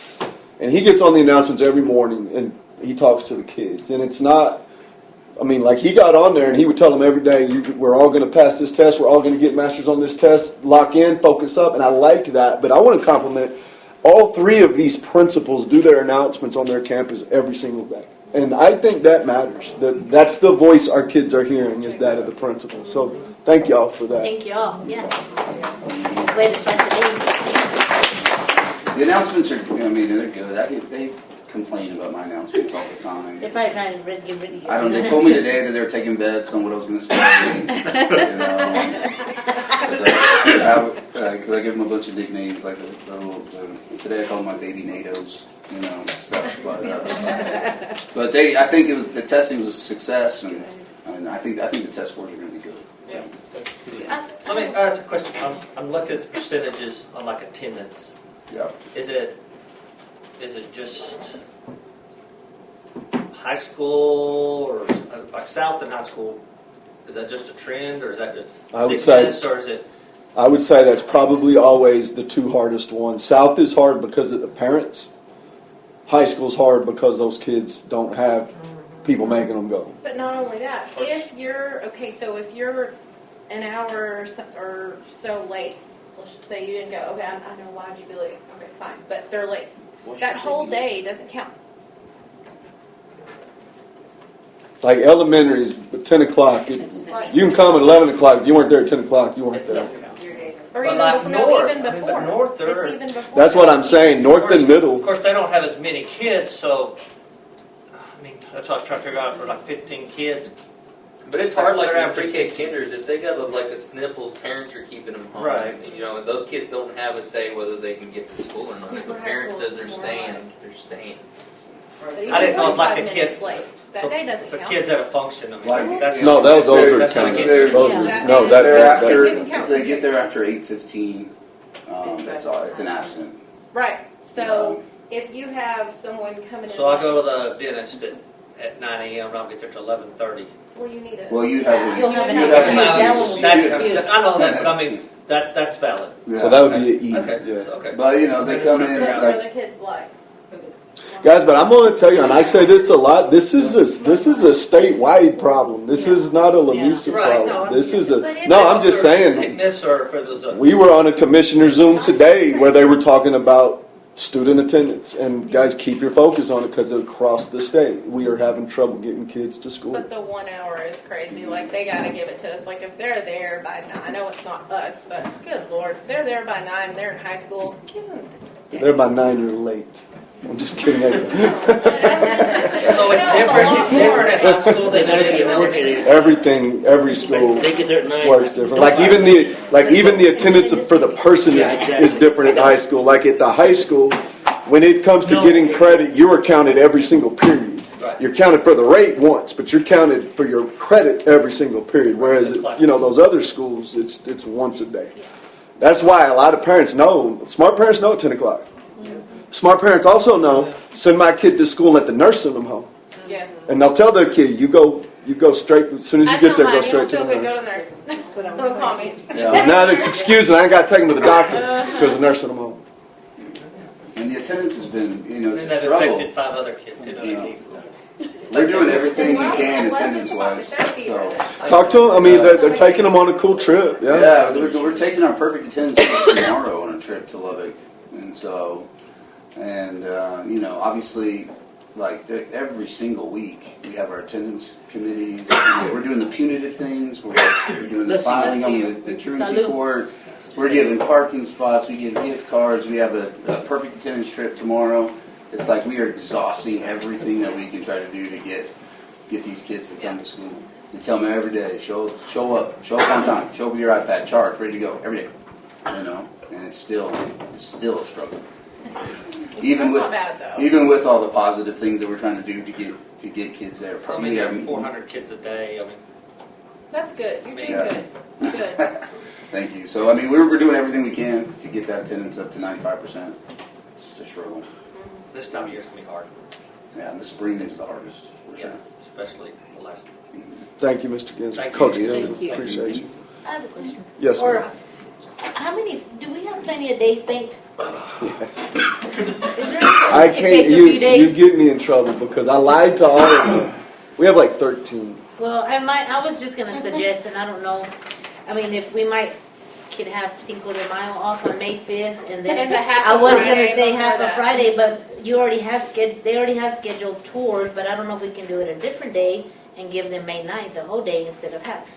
Let me look. Because it'll give them 2-3-day weekends. Let me look at it. Half a day wouldn't even. I have no doubt that the back row will remind me of that request. And the attendance. I think they've already been working behind the scenes. I bet you No on doubt. half a I day, think you'd the better be able to attendance give is them off May bad, is it not? 6th than May 5th. They don't come. Half a day. What day is that? What days of the week? Yeah, are but they? that's on a Cinco de Tuesday. Mayo, high school's homecoming. But that's on a Tuesday. I don't think they would. I'll look at it and then I'll shoot y'all. I'll update what that comes like us. We're majority Hispanic. We That's should our get- day. We want it.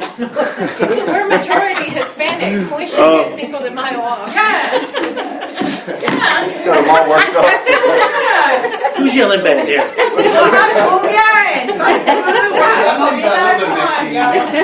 Just so you know I how got to I'm get Sweetwater. I got everything. All right. Couple things. We're kind of bookending with what I think are the most important, and then in the middle, I've got a lot of just information on. I'm going to let Mr. Castillo come up a little. I do want to. Y'all got the contracts. I've attached them. Y'all have seen them. I wanted to kind of talk to you about. It kind of goes with what I was saying about.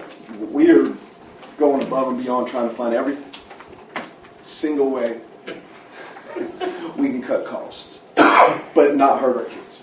And so I've also twisted that also with if legislative.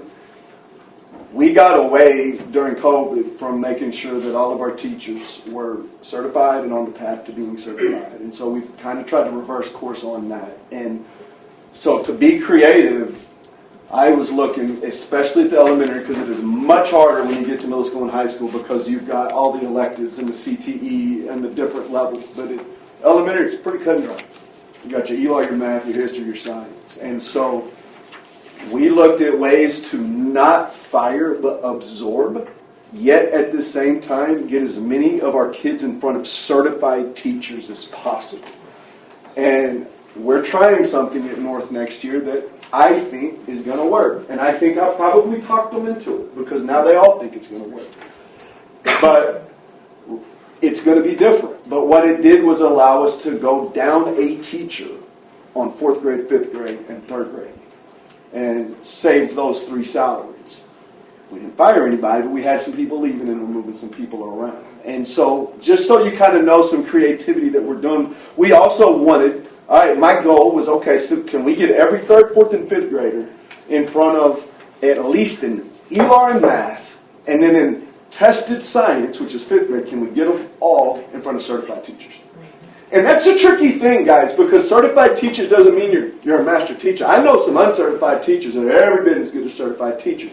But in 2026, they're going to have to be certified. So we need to start getting our brain around that. And so what we are going to do with 3rd, 4th, and 5th, instead of having partners, in other words, me and Cindy are not going to, it's going to be all 4 of us. So I will start with a group, you'll start with a group, you'll start with a group, and you'll start with a group.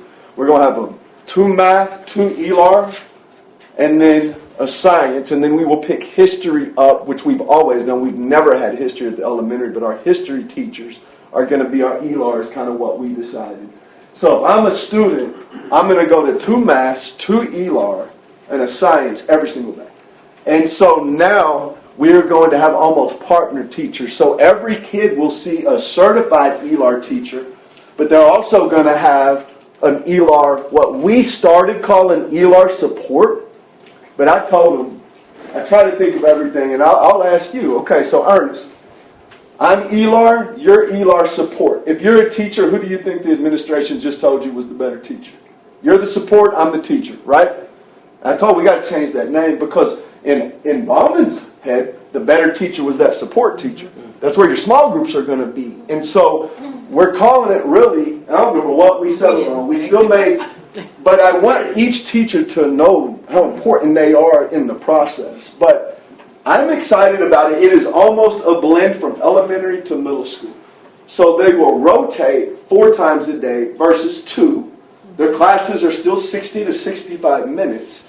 But they're going to go see that certified ELAR teacher who's going to be working hand in hand with that ELAR support teacher.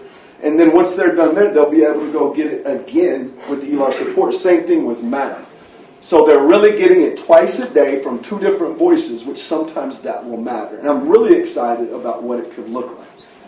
At South, what we did, our numbers dictated that we trimmed down a teacher in the grade levels because our classes are not as big. Our biggest classes are current seniors, Yes. right? 150, big class. After that, guys, it's 112 and under, all the way down. They were bigger at South. All of them were bigger, and they've dropped as they've grown. And we got the class size ratio, and so we are going to lose a teacher, and correct me if I'm wrong, in kinder and first and pre-K. All right, but what we're doing in case the class sizes are little is every one of them is going to have a full-time TA in the room to help. And that TA will be their TA all day long. It's not going to be where Rebecca goes to me for a while, then she goes and works over there. You're mine. So me and you are working together. We're planning together. We're doing everything together. And through all of that, I'm excited because I think it's actually better.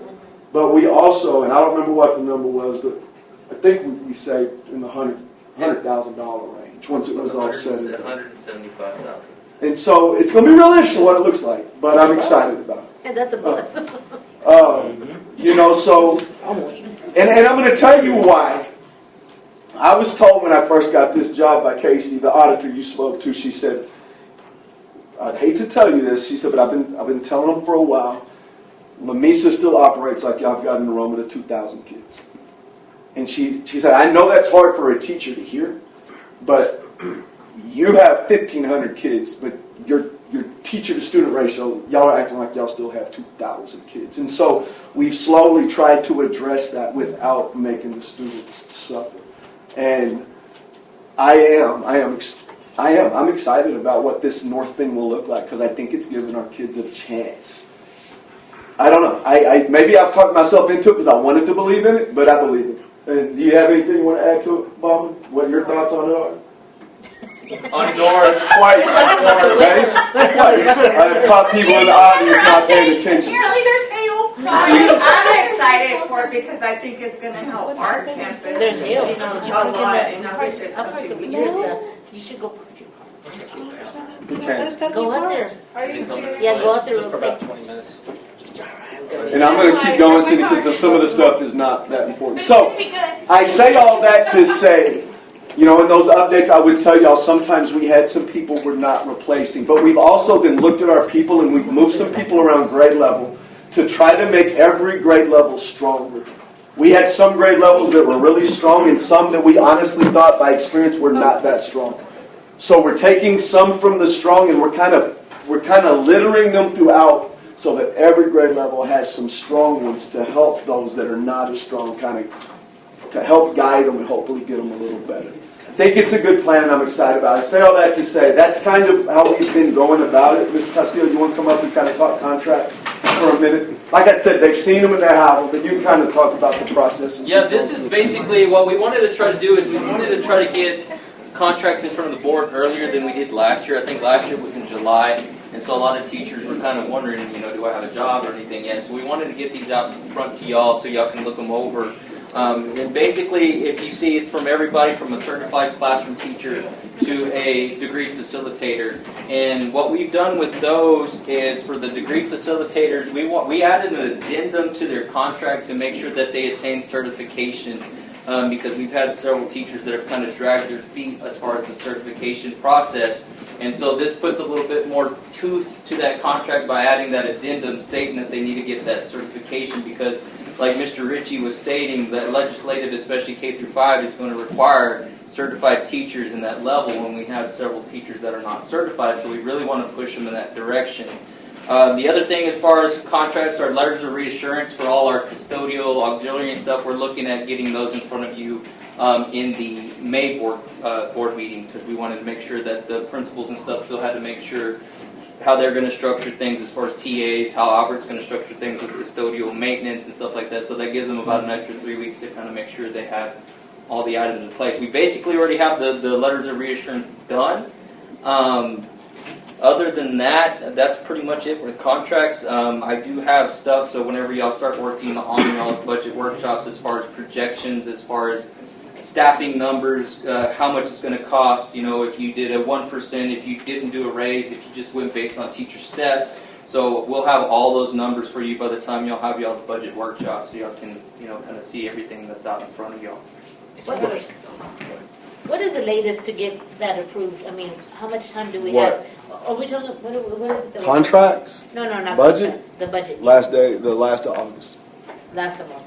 We got, and I'm going to hand you this in a little bit. Right now, I have it tentatively put. We did it the last 3 years. It's been done on the last Thursday of August. Right now, I have it down at August 28th. No, not contracts. Even compensation. If you have a person, say that graduated college, has a chemistry degree, and they went off and did some stuff in the private sector, or they went to a JUCO and top college chemistry, and they just want to come back to their small town and teach chemistry or math or engineering. They want to teach something. So you're telling me they wouldn't be, According to TEA? more qualified? I mean, we would be on them to get a certification to teach in a public high school. According to TEA, absolutely. They would Now- have to enter an alt-cert program. Have to. CTE? No. No. Core subject? Yes. What would be the penalty if they weren't, though? But we don't have a job. In 2027, they're not going to be employable. So that could be mandated down then.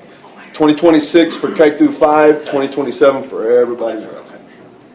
But if it's CTE, we're doing- say I if mean, it's we're some kind of trying- engineering Yes, cluster that we're offering CTE or anything like that, then that allows, because you're able to get like plumbers and Or contractors, people strictly who a are. lab, like a science lab type thing, or I mean, If it goes within one of the clusters, then yes sir, you can. Now, I will say, it's probably pretty easy for them to get their teacher certification, though. and I will say we've got more avenues than we had a year ago. And I mean, for the first time, we did interviews today and tomorrow. We've got people from Texas Tech wanting to come out here to student teach for us. We have not had that, so. Shelley has said this compared to the last 2 years, Totally there's different. been way more applicants and way more people. We had Compared to the last 2 we had years, some it's good been ones pretty- today for it's Texas pretty Tech. There were some really good ones today that we were pretty excited about. Any other questions, Thomas? Text. That's one of the action items. Okay, guys, I'm about to talk for a while, but I do want to try to speed up because it sounds nasty. But I'll go pretty quick. Sir, come here. Sir, I hope trust me by now. Me and her have been through a lot. I'm not going to say anything to y'all that I haven't said to her 3 times. Sarah did a fantastic job when she interviewed for our South Principal's job. And we have chosen Dr. Sue Starr, who I kind of have told y'all about. And Sarah is, and I visited with Sarah the other day, and I told her, your career is about to take 1 or 2 paths, and it's her choice. And that's something that I have a lot of respect for her, and I want her to have that choice. She's either going to get to go work for an experienced principal that's turned schools around, and then in 2 to 3 years be better than she's ever been and ready to step into that principal's role. Or she's been going to school to be a counselor, or she's going to get to go that route and see how good she can be as a counselor. But I just wanted to brag on her because I love her, and I am excited about her future here, and I just wanted her to hear again, man, she's got great options in this district, and she is a valuable asset to all of us. So I just wanted to be able to say that to her. And we appreciate you sticking with us. Well, I love this. I love this district. Well, I I don't want to be having anywhere you. else. You're just such a kind and smart person, and I love your family, and you're always so loyal to this district, and you're great at everything you do. I think you'd be a wonderful counselor. I feel like you could relate to our kids in a different. I feel like you can. And whatever, I don't disagree with you. And whatever role you decide. Anything No, you I get it. No, decide, but anything you decide, but Love that for you. Well, I graduate May 17th, so I'm Yay. very excited. It takes the test, that test. You got two coming. I have two tests. I do need to, because I'm not certified in the state of Texas in my principal. I went through Grand Canyon University, so had I known, this is when we lived in Oklahoma, I have to pass Arizona's principal's test, both of them, and then submit them to TEA to compare to Texas, and then they'll let me know what else I need to. And I've taken both of those tests before and have missed passing by one question in both tests. So I'm scheduled in June to take one of those two tests, and then in finishing my master's, I have to get a 240 or above on the practice Texas test for West Texas A&M to give me the code to go take the test. But they have very high rates.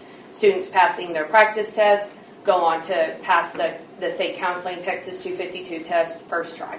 So as soon as I get that part done, I'll go take that test and at least get that certification going. So I tell her all the time, I need her to be here as long as I'm here. Absolutely. So. Well, I don't plan on leaving unless y'all tell me otherwise.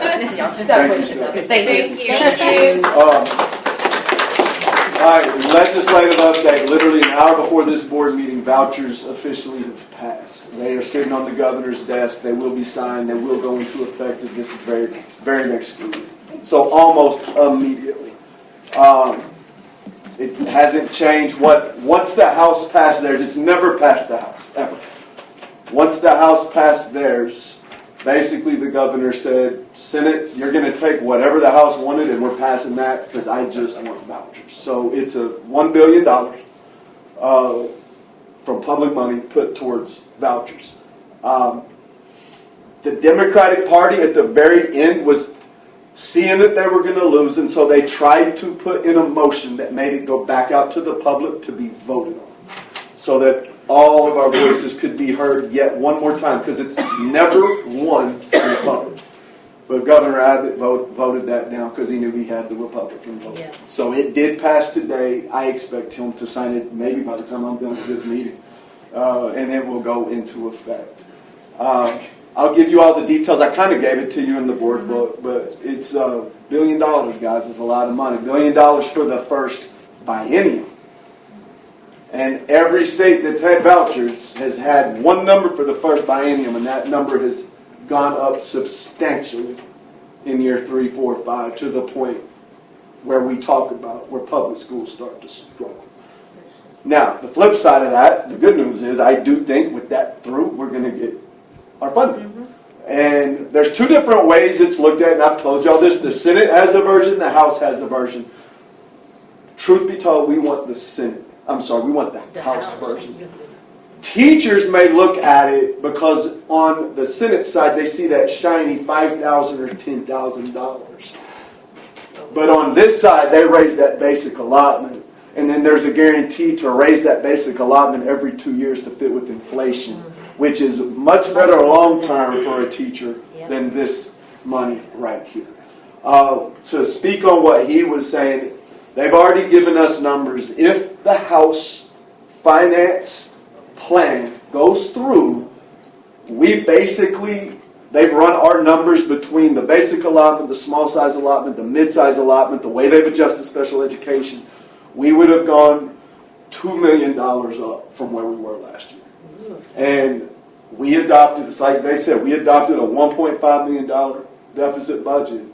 But all of a sudden, if we had the right money, we'd be $500,000 on the right side. So I'm excited. It's going to happen. And, the other thing I tasked him with is I want to do everything we can to put a balanced budget in front of y'all. Legislature's going to help that. Yeah. I mean, when you go from 15 to 17 million, it's a big difference. Okay? So I do have hope that it's about to get better. Now, the thing I was talking about that I was the only one that was excited about, because I was in a meeting when I got the email, and I don't do it all the time, but I did cuss because I was so excited. And when I told them, they were like, great. But property value study. Y'all have sat and heard me talk about property value study. And Ron McBee and I went to all the board meetings, and we visited with our representative, and we got all that stuff changed. Guys, we met the margin. So we are going to get all of our state funding, which is an additional $800,000 to $1 million that we've not been getting the last few years. That's huge. Even the attorneys, said we are shocked. We never thought that would happen. So I still am extremely excited about that because that's the work we put in, showing the results. And so that's a good thing. So our funding is looking up. It's looking up. Also, Now that I joined in. Look what happened.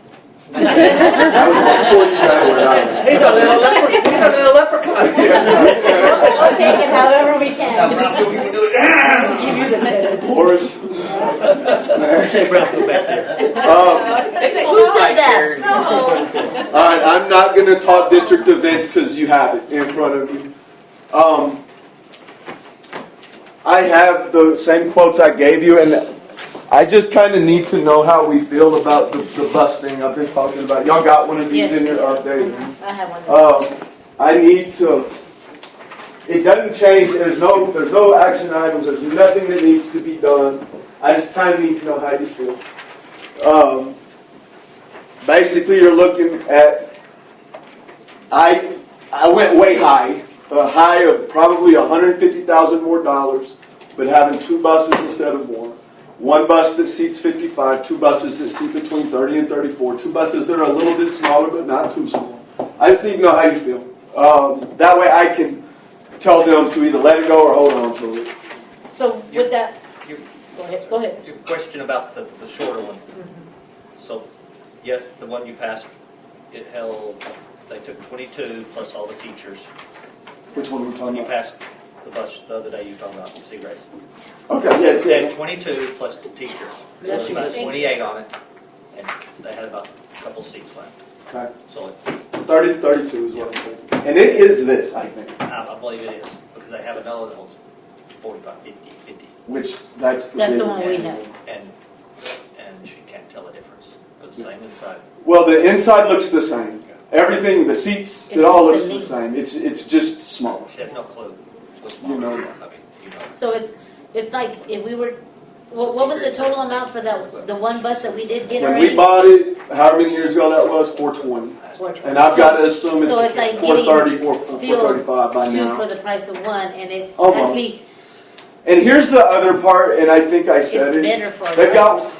they had a school cancel, and they have one of these. Like I told y'all, they do have one. Now I'm not saying we'd have it tomorrow, but they have one Sooner. that we wouldn't have to wait on to get built. I think the economical going forward, if you get 2 of them, for what we use it for, like the cheerleaders going to Dallas, the ag, or Special whatever, Olympics, Special all of Olympics, it. Yeah. they could take. I You mean, know, they're- they were a great example of my like, family and them go. I mean, even going to Lubbock with the basketball team. I mean, you're not taking a 50 passenger.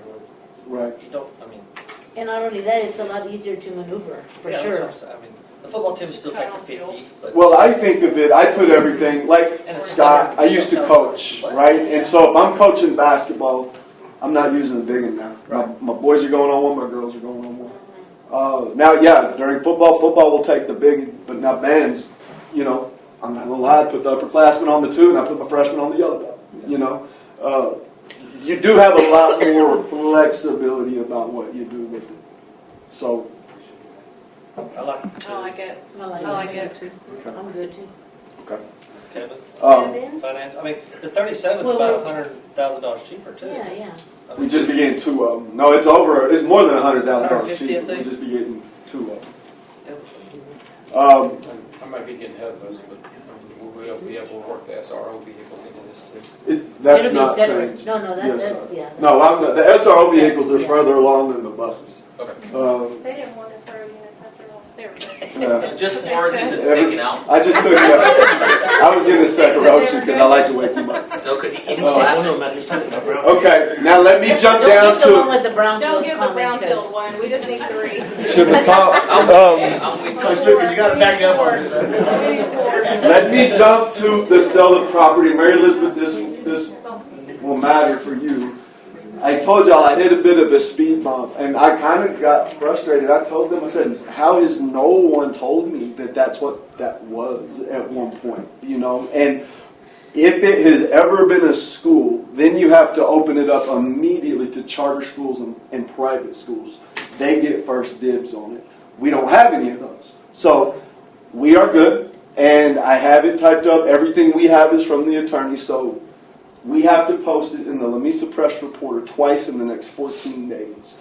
In that, it will say, if you're interested, please contact, and I'll have Burnett, and then Burnett will set up a time for one of the three of us, because it's hard for me to say I'm going to always be the guy, to take whoever's interested out there to let them look at it for 14 days. And then everybody will turn in bids, they'll all be sealed, and then you will unseal the bids in a public setting and decide on how y'all want to go with that. So nothing's changed, it's just we are now kind of game time. So it'll start in, again, 14 days. So nothing will be, even discussion in executive session, everything's going to be in public? Yes, ma'am. Yes, ma'am. Do we have everything out of there? No, we're still working. Okay, I don't even have to go down there. No, we're still working. I'm not going to lie, there's stuff inside that I don't think's been touched. When I first went out there and looked, there's stuff that's been, I don't think anybody's been in there since the day they locked it up and left. But, yeah, I'm kind of excited because this is new for me. I've never gone through this process, and I like doing things for the first time. So it'll be fun. Property value study I already talked about. Shattered Dreams is April 30th. It will be from 8 to 12. It's going to be a heavy day for our kids and for our staff. So if you're available and want to come be a part of that, come on up. We'll have counselors on. We got a good plan. Officer Flores, you want to speak on that at all? No, never mind. You talked about Brown. Yeah, that's good. No, seriously, do you have anything? Because you're the guy in charge of it. No, I really don't, unless y'all have any questions on that. I think everything else, as far as vehicles being donated to us, I did have Trooper King kind of reach out to us, and Lubbock Record is willing to step up and say, hey, you know what, we can donate 2 or 3 cars, whatever we need for that. But Mr. Gensler and like Amy and them, they've helped out really well to get everything processed. I did talk with Jamie today, Mr. Sellers, and I think we got something going on Monday at 9 a.m. So they're going to put it up on the board. They already have everything kind of set up, and just to kind of get the sound and all that video and see how that looks, because I think that's what we're going to actually do the presentation is there at the high school. So we'll shoot the video and stuff like that there, and then we'll have our guest speakers. So I mean, I think it's coming along pretty good. I mean, Who's doing the videotaping outside? so what we did is we've already shot the videos for that. Of course we got parent consent before we did anything. So what we did is we took one of the victims to the hospital. We prepped her, and then we shot the inside of that coming into the hospital, and then we had Dawson County come out and take one of the students and dress him out. Did they do the fingerprinting? Officer Martinez?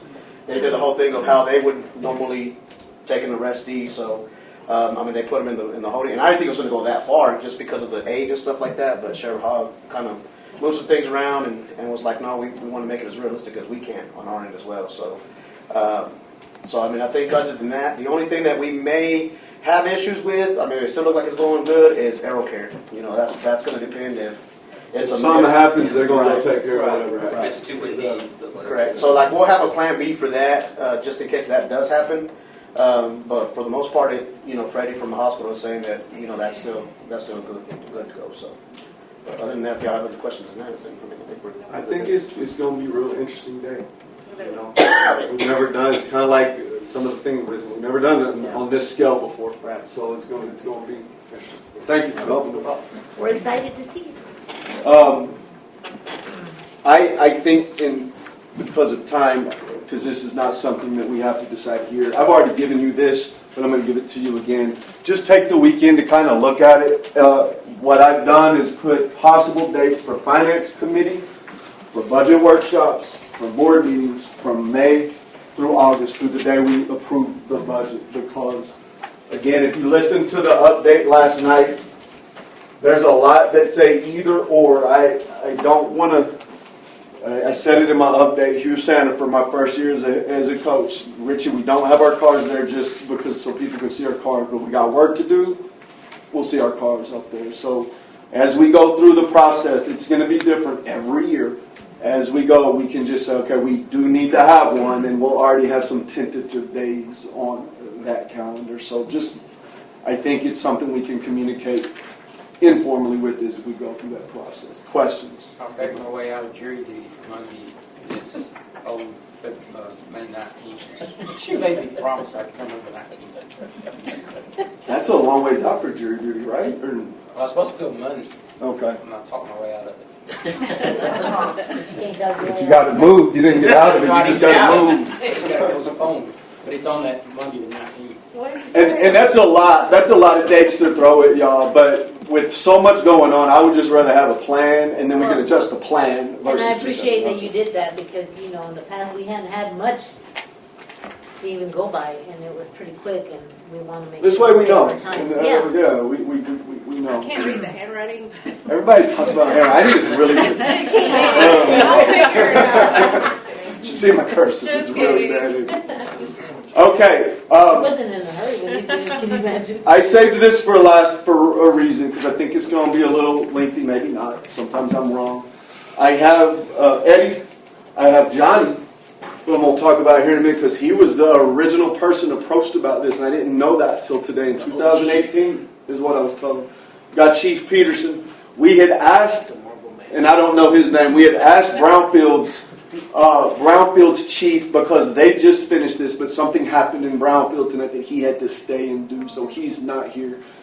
I have visited with our attorneys. I have called schools just for the sheer benefit of giving y'all as much information as I can. Both good information, bad information, and just, I think you can only make a good decision if you know everything that we can possibly tell you. So after I'm done, and I'm going to have less to say probably than Eddie and Chief, because they know more. I know what I've been told, and I've never done it. So I'm going to go through and kind of talk you through what it would look like. So the easy surface level process is that before anything would happen, the board would pass a resolution. And I want to stress to y'all, we're not pressing for that tonight. We're talking about discussing it tonight. Maybe even discussing it in May, which is not that far away because this April one's a little late, so it's not too far away. So no pressure tonight, right? Just hear the information.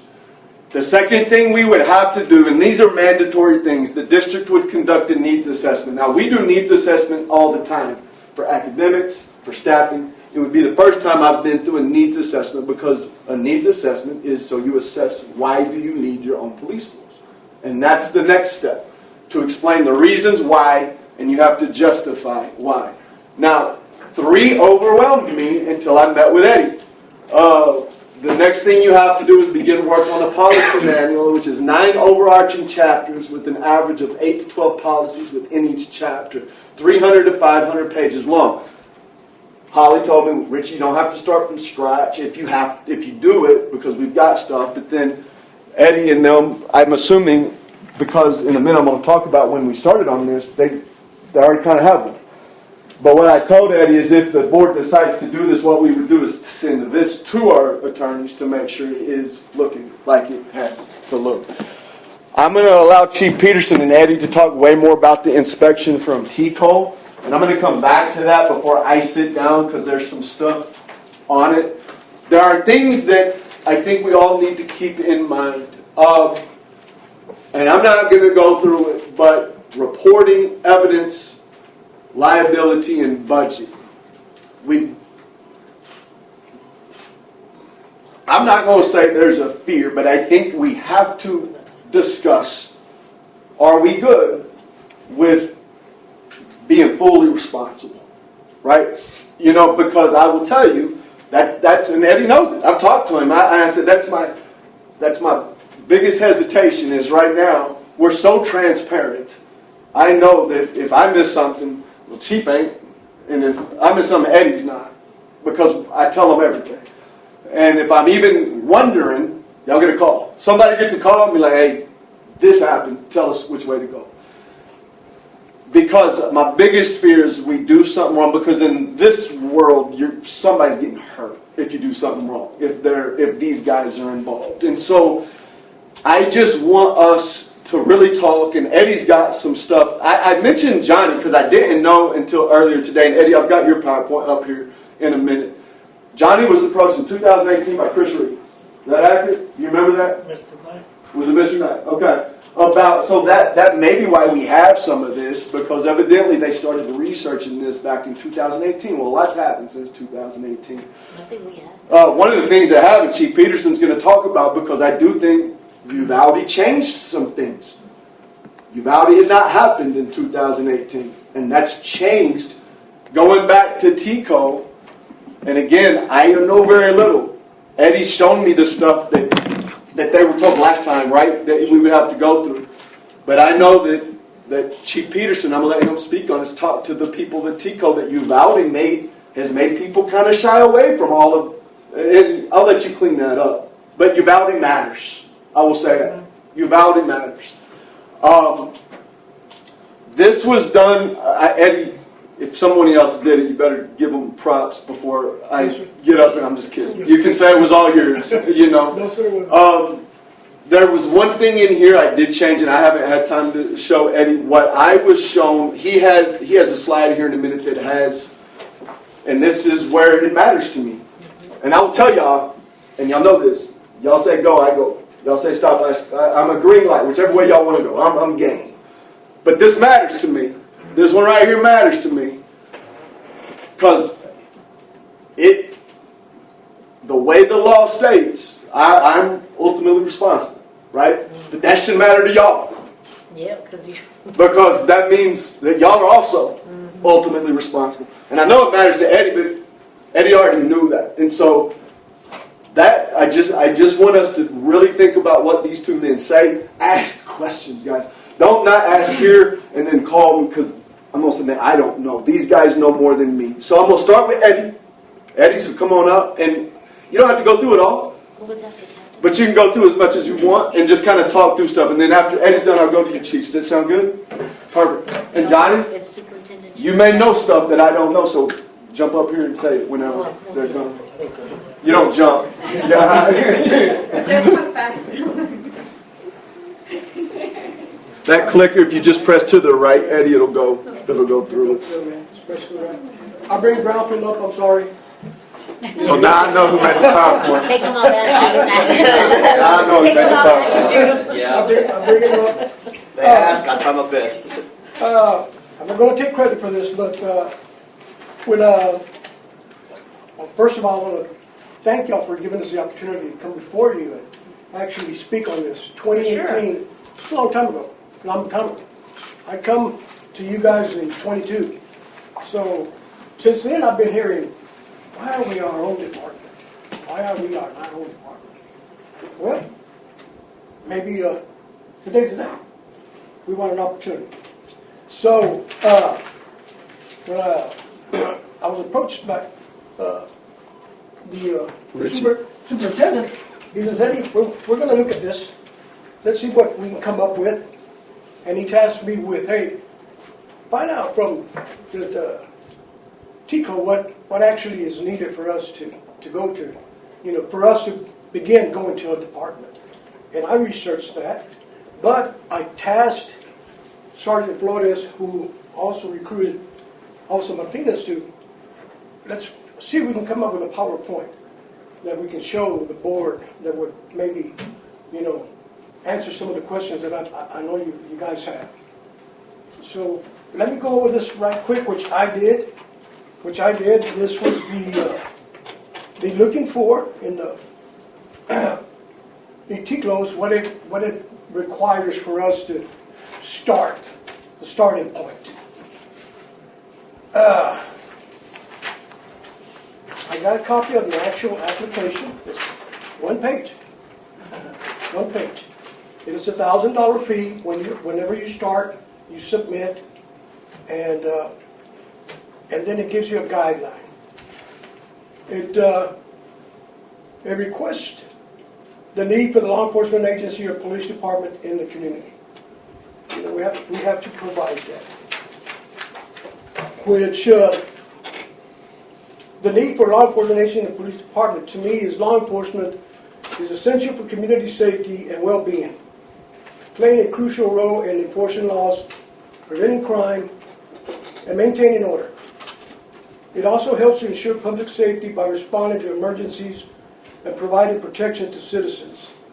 Additionally, law enforcement agencies work to foster trust and cooperation between police and the community, which is a vital for effective policing.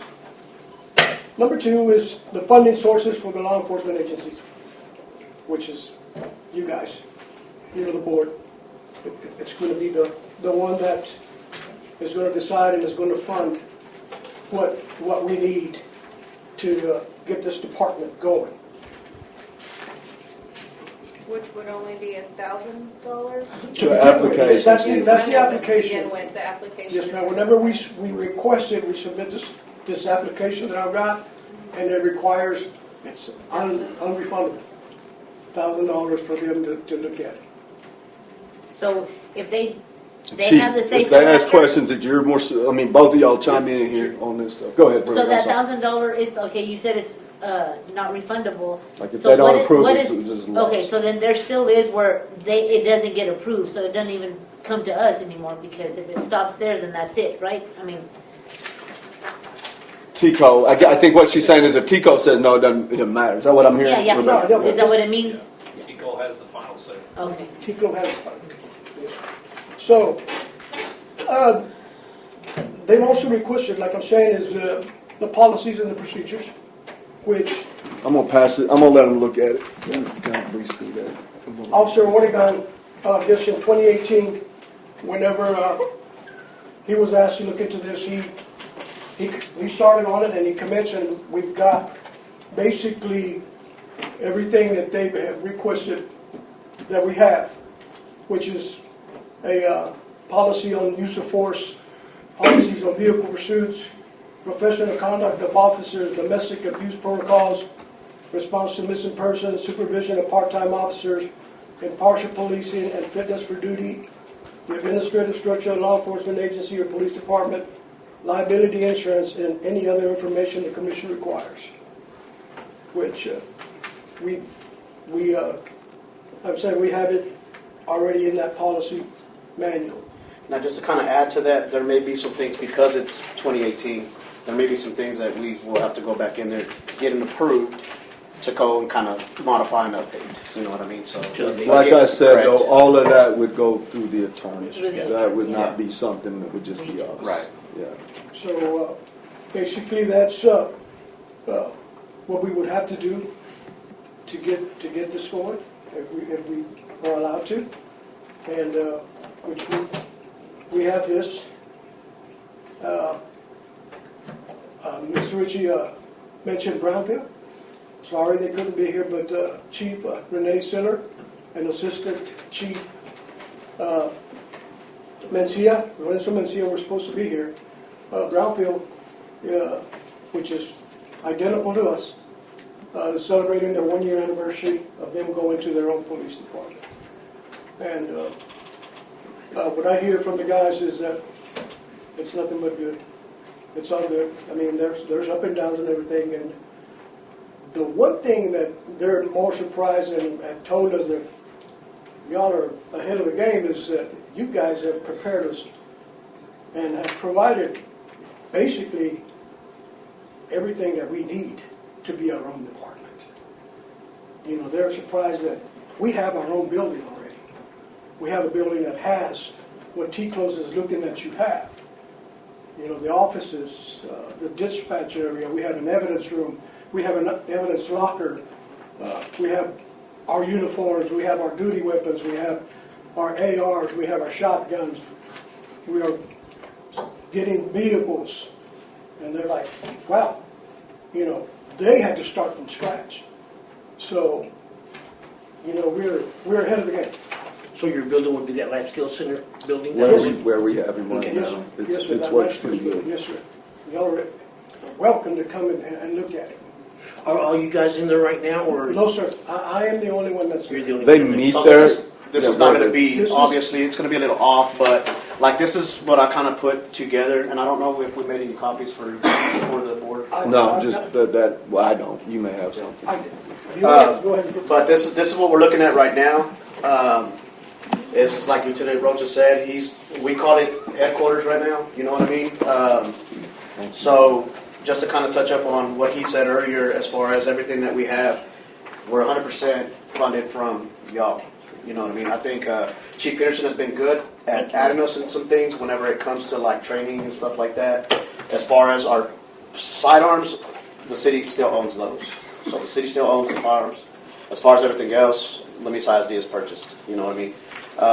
And it's like Lieutenant Rocha said, when we were talking to Brownfield actually pushed it because they thought we were going to it back in 2018. So they were looking into it as well. What kept us from proceeding with that was COVID. I mean, obviously COVID shut a lot of stuff down. So, but when they heard that we had 5 officers, they were like, well, you know what, we're going to get 5 officers. You know, when we had a little small talk about going right before Jim Knight left, they were talking about possibly going back to doing the whole department. So that's when they jumped on, you know. So we used them just because population-wise to the city or even through the school, like with student numbers and stuff like that, they are the closest to us outside of any other school districts around us. So, like I said, this is probably not going to match up too much, but I just kind of put in there. Did you get called? Yes. Okay, so I just kind of put in there just like the experience that we have right now, just with us 5 guys. I mean, you know, I think it's pretty good, you know, compared to what you see in other departments, you know, and I mean by school departments as well, you know. So, you know, whenever we talked about TICO, the House Bill 3, what that requires is that now in the state of Texas, each campus has to have an SRO, a school marshal, or you have to have teachers armed. Which I think that's what Seacrest does, right? They have teachers that are armed right now. So they have to have, you know, 1 or 2 on campus to be able to do that. So, but again, most schools that are with our size, most of them have SROs, and that's why, you know, they don't have all the other stuff. You know what I mean? So, again, so I kind of want to touch up on this, and I don't want it to sound negative, so I'm going to try to be as positive as I can with this. So, like Mr. Ritchie was talking about this right here, the chain of command. We do have 2 supervisors, or should I say 2 administrators, which is going to be Chief Peterson and Mr. Ritchie. I see where he's coming from when he says that, like, it is going to be put more on y'all than what it would if we were to get away from the PD. But in reality, y'all already still kind of a part of it. Because if we get into a shooting or if we get into anything, even though the city holds our commission, you know, Chief, yes, will still have to answer to that. But at the end of the day, it's going to come down to y'all to say, hey, they were y'all guys. They're y'all employees. You know what I mean? So you still kind of have that weight already on you with us being present. You're just not 100% there, if that kind of makes sense. You know?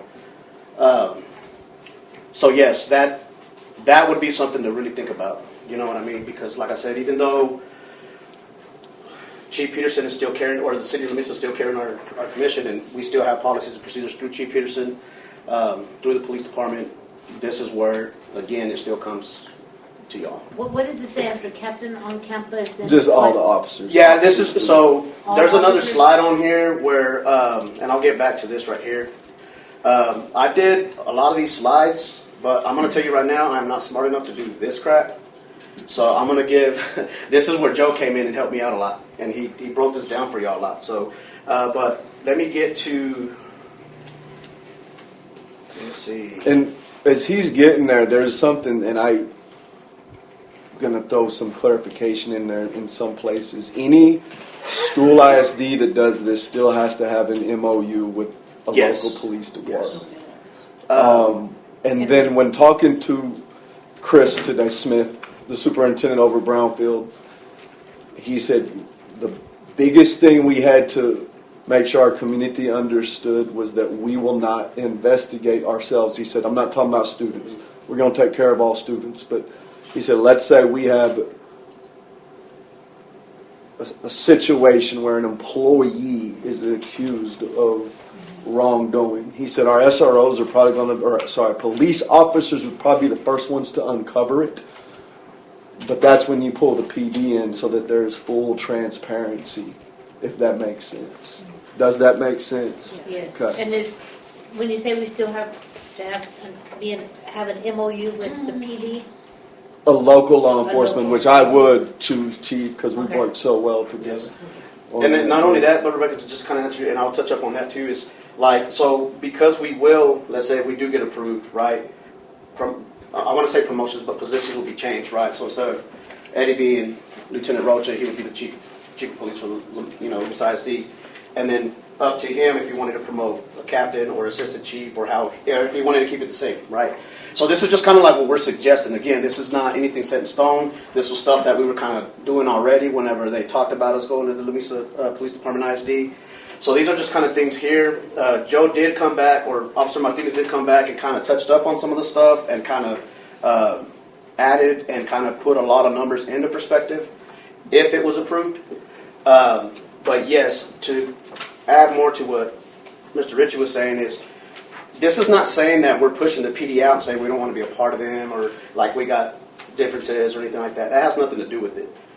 They still would be, helping us out when it comes to it, So like Mr. Ritchie said, it's like that now. And if Chief Peterson could correct me if I am wrong, but like if an officer from the PD does something, like they get into a wreck or if they get into anything while on duty, we pull other agencies to work that.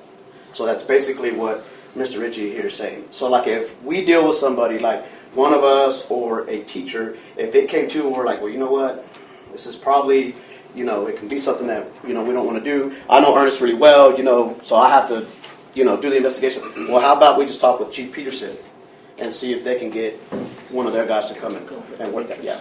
And it's been great. Like, like today I had an outcry on a student and it was easy for me to call Captain Davis and say, hey, this is what I got. He sent one of his guys to kind of come assist. So we would still be helping each other out. You know what I mean? And as far as that MOU goes, that's what a lot of that would help out with that. And dispatching, like if we needed to, still make traffic stops. Because some people are like, okay, well, what about the jurisdiction? Like, what is y'all's jurisdiction here? I don't know if Lieutenant Roach touched up on that. Yes.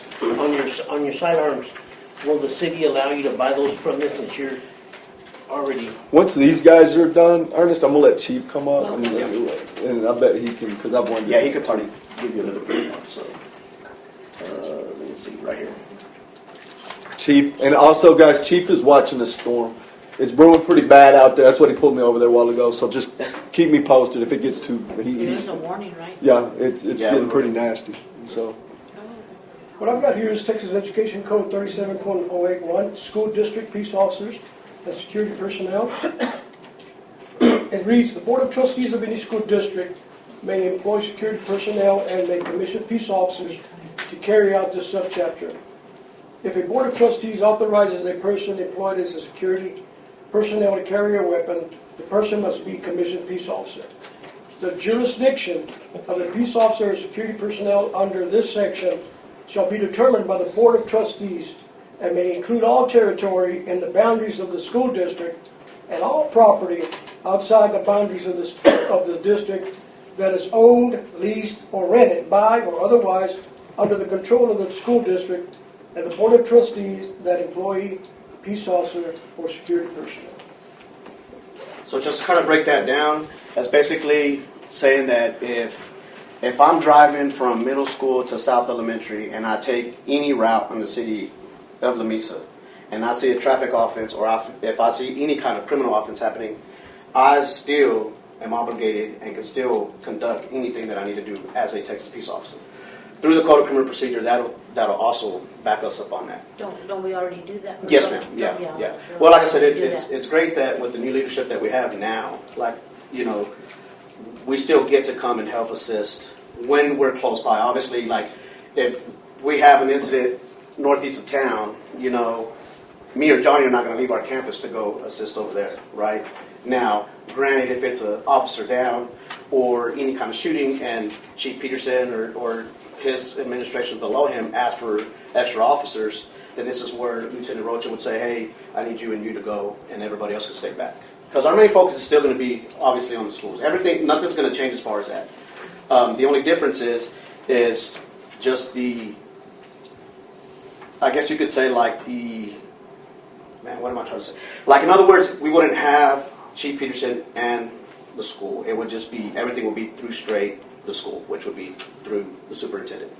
You know, I think it would benefit us more because we'll be able to, you know, focus more on like student conduct. We'll be able to focus more on just juvenile stuff that we already kind of do. And again, that's not telling that we're going to be away from what Patrol does, but it'll be able to help us to focus a little bit more on that and more on these students, you know, when it comes to it. So that goes for anything. Like I said, if I decided to go and say, hey, we got that FFA farm, you know what I mean, still out there on Southeast 8. I mean, that's outside of the city limits, right? But that still gives us that jurisdiction to go out there because it is our property and we still own that. So, you know, again, if anything happened within that time, then we as police officers will still. Can you not do that now? Yeah, we still can. That's what I'm saying. Like everything that we do now, and I'll go back to like what Chief Sitter said is, it's crazy that y'all are already there. Y'all just haven't walked into the door. The door's open. Okay. I mean, can we ask questions? Well, can I let Chief? Let's get all of it out there and then throw the questions out because he may have something that we hadn't heard yet. Does that make sense? Yeah, but I want to go to executive session with Chief. Okay, but okay, that's fine. However y'all want to do it. Okay. So, question away. What is the insurance cost going to cost the school district? Liability-wise, have we checked into that? I have checked in. I've not heard back. I have checked in. I have not heard back. What's the startup cost? Because I have checked into it. What did you hear on the startup cost? $400,000. Yeah, no, we're infrastructure start. We're past all That's that. the minimum. We've already established everything that we needed. The only thing that we need, and even at that, like if we just paid $1,000, is all we're looking for. I mean, that's a piece. I mean, okay, we got 5 officers, and so on this page here, so it shows $473,725. You're talking about let me get to that. Safety and security costs, correct? So that's at the current. That's at the current. So if you promote everybody, they're everybody's thinking they're going to get promoted up one. So then they're going to expect a raise, correct? So then you're going to add an admin because you're going to have to track records. You're going to have to track evidence locker. You have to track all your racial profiling. You're going to have to track all your tickets, all your records, all your reporting, everything. So that's at least one person, maybe 2. So then if you do a raise of 3% a year, which we normally do, 2 to 3 a year for staff, over the next 10 years, you're going to be pumping out this budget's going to pump to around $600 to $650. So this right you here, don't add staff. correct. So the total of what we're looking at, with the 473 that you're talking about, that's if it does get approved. And again, these are just numbers that we kind of threw up there, just looking at some of the surrounding school districts that we have. So this is not set in stone. So our current budget right now is at 317, 304 is what we have. So even if we were to get away from, you know, the administrative specialists, like if we got away from that, you know. There's no way you can not. There's no way. Well, I know, but what I'm saying, what I mean by that is Start like, if even at that, like if, I'm pro law enforcement. No, I understand. But I don't know what happened. There's an underlying. I don't know why we want to get away from a great relationship we have, and everything we've done, and the liability. Well, like I said, the relationship's not going to change. Oh, Johnny, go ahead. Johnny, go ahead. Absolutely, Johnny, go. The way it started, when I retired from the sheriff's office, there was an opening for the school resource officer. So when I applied, Mr. Knight, after the interview, that's when he suggested and said that he wanted to do a police district department. And that was the first time I ever heard of it. So everything was working like it is right now.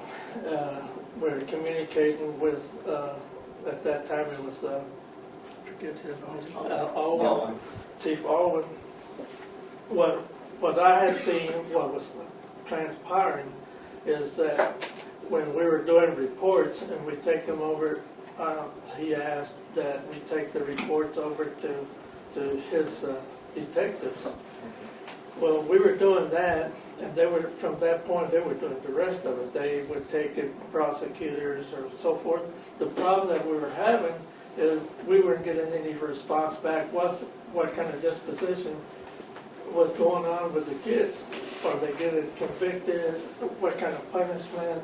We had no communication as far as that point. So that happened for about 2 years or so forth. At that point, all was left, and Chief Peterson came in, and when he took office, I went to him, and if he remembers, I told him that what I'd like to do was get the officers that we had to be able to investigate and follow through the cases that we were following on, because we weren't getting the feedback with the prior administration. But the only thing he suggested was Peterson said if there was any felonies, they wanted to work on. If there were just misdemeanors, that we could go ahead and follow through with them. But soon afterwards, I thought I was going to retire for good, so pretty much I left after that. And since I got rehired, now my boss is Eddie. So this kind of came up, but that was one of the problems that we were actually having, and I'm not sure that is there any difference. I'm not sure. Chief Peterson can probably answer that, but that was one of the focus for me when I was, leading the department. And I'm sure kind of what they're talking about, I'm not sure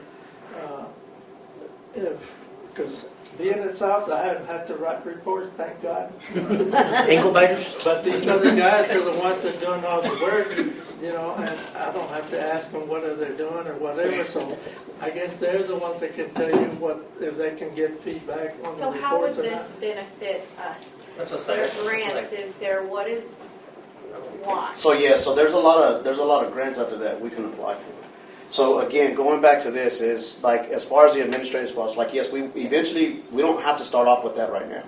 Like that can be something that if I have to tackle to get this going, I will. You know what I mean? What do you mean? But eventually, like what Mr. Mann was saying is like we have to have somebody there to be able to, because TCO does audits, right? So you have to be able to go in there and be able to present, like he said, your report statuses, your citations if you're writing them and stuff like that. So yes, there are grants out there that we can apply for once we become our own police department. So it's kind of like using the vehicles. Like if we wanted to do, and Chief, y'all use what, Weaver Foundation, I think, when y'all got y'all's new ones? So let's say like if we wanted to use Weaver Foundation, right? Us being our own department, we can apply for those grants and get it. So there's also grants that we can do, I think we put something in here. Martinez, we put in here? I think it was just a blanket statement to kind of There's say. not going to be any change except for saying, the only change there's going to be is we're going to have to have we're going to have to pay for housing inmates. We're going to have to pay for communications. We're going to have to pay for an admin. There's things we're going to have to pay cost. I mean, that's the only side I see where I just don't see. I mean, the only positive I see is we get to say we got a police department in the school. I mean, and everybody gets to say I'm this rank or this stature, and I could see if we had a horrible relationship with whatever agency we were assigned to, that'd be a total different. And it may come to that one day, but we don't. I mean, we get along and work well.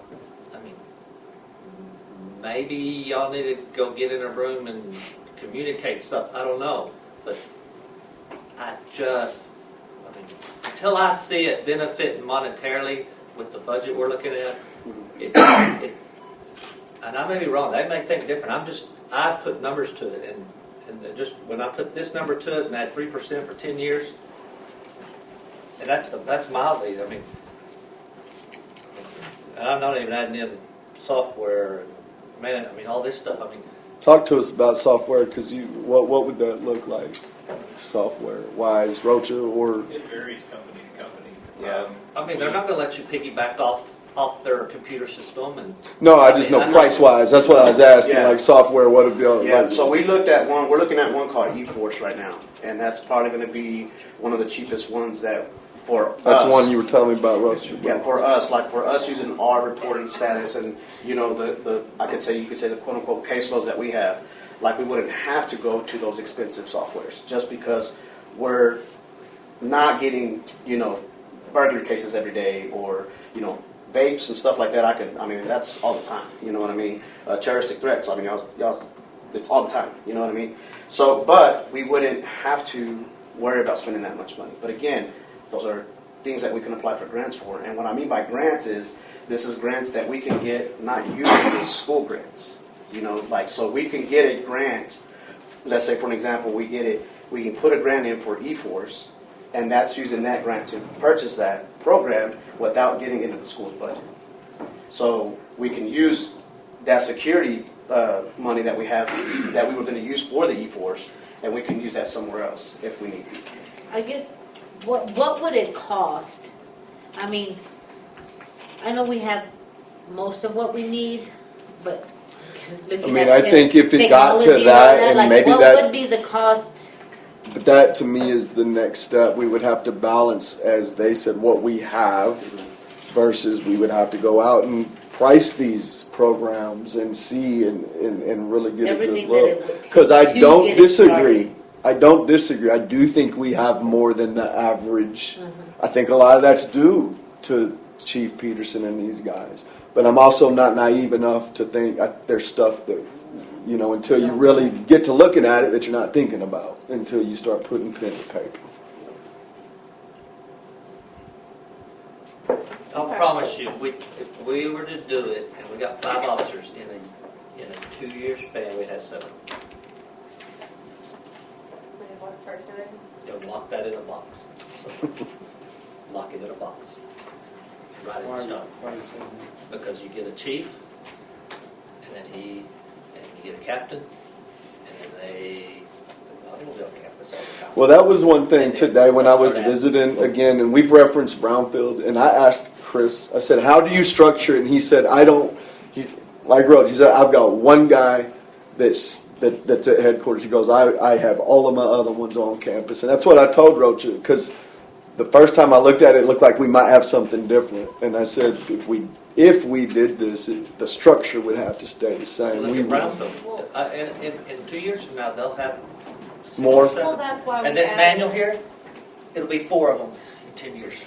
Well, that's It why won't we be one. hired one more so that. DPS was 1 in one SRO 1970. in each campus. It is on digital now. It was 4 when I retired. Hey, have Well, y'all really, talked to there's no Brownfield guarantee to that see we're what going their to cost keep. is? I mean, that we're going to have what we need for They were the. supposed to, they were going to bring that up, Okay. what their cost and what does it cost them, what they have benefited from, and what, maybe some setbacks. Because I'm pretty sure there's more than that $1,000 that we're talking about the application. Oh, yeah. There's going to be a much more expense. So can we sit with them or something, talk to them? It's right there. No, I understand that, but 472,000. That's the minimum. yeah. I think, With though, what we have now, 5 officers. Yeah. And that's not including. Well, that is fuel because that's operating. Yeah.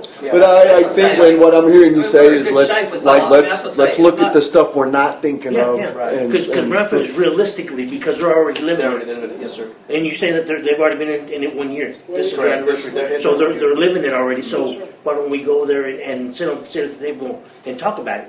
Right. And Scott, maybe And then you we'll could come be back. included in that with their CFO, so y'all can talk on the financial side. I think that would be Because good. I'm pretty sure I'd be interested in how much they had increased their insurance for. That's what I had hoped to have that before tonight. I reached out today because that's one of my things is that's got to change. There's no way the liability or doesn't some change. type of certificate. Yeah, of well, I know like what we did talk to them, that was, I guess you could say, a con on their deal is because you do have to have insurance for the department because kind of like the school. If I come and say, I'm going to sue the school, then you need to be able to have that insurance to back that up. They have a law enforcement liability. Guys, I see both sides. I see your side, but then I also see the side why break the bond. If if it's not broken. You know, if we have a good relationship with the city of Lamesa, why break it? But I do see your side as well. So I just don't see, like, in just my opinion, like, I don't see where a bond would be broken though. Like, I don't think Chief Peterson hates us. No, I don't think so either. But so I don't see where, when y'all talk about that, I don't see where that bond would be broken.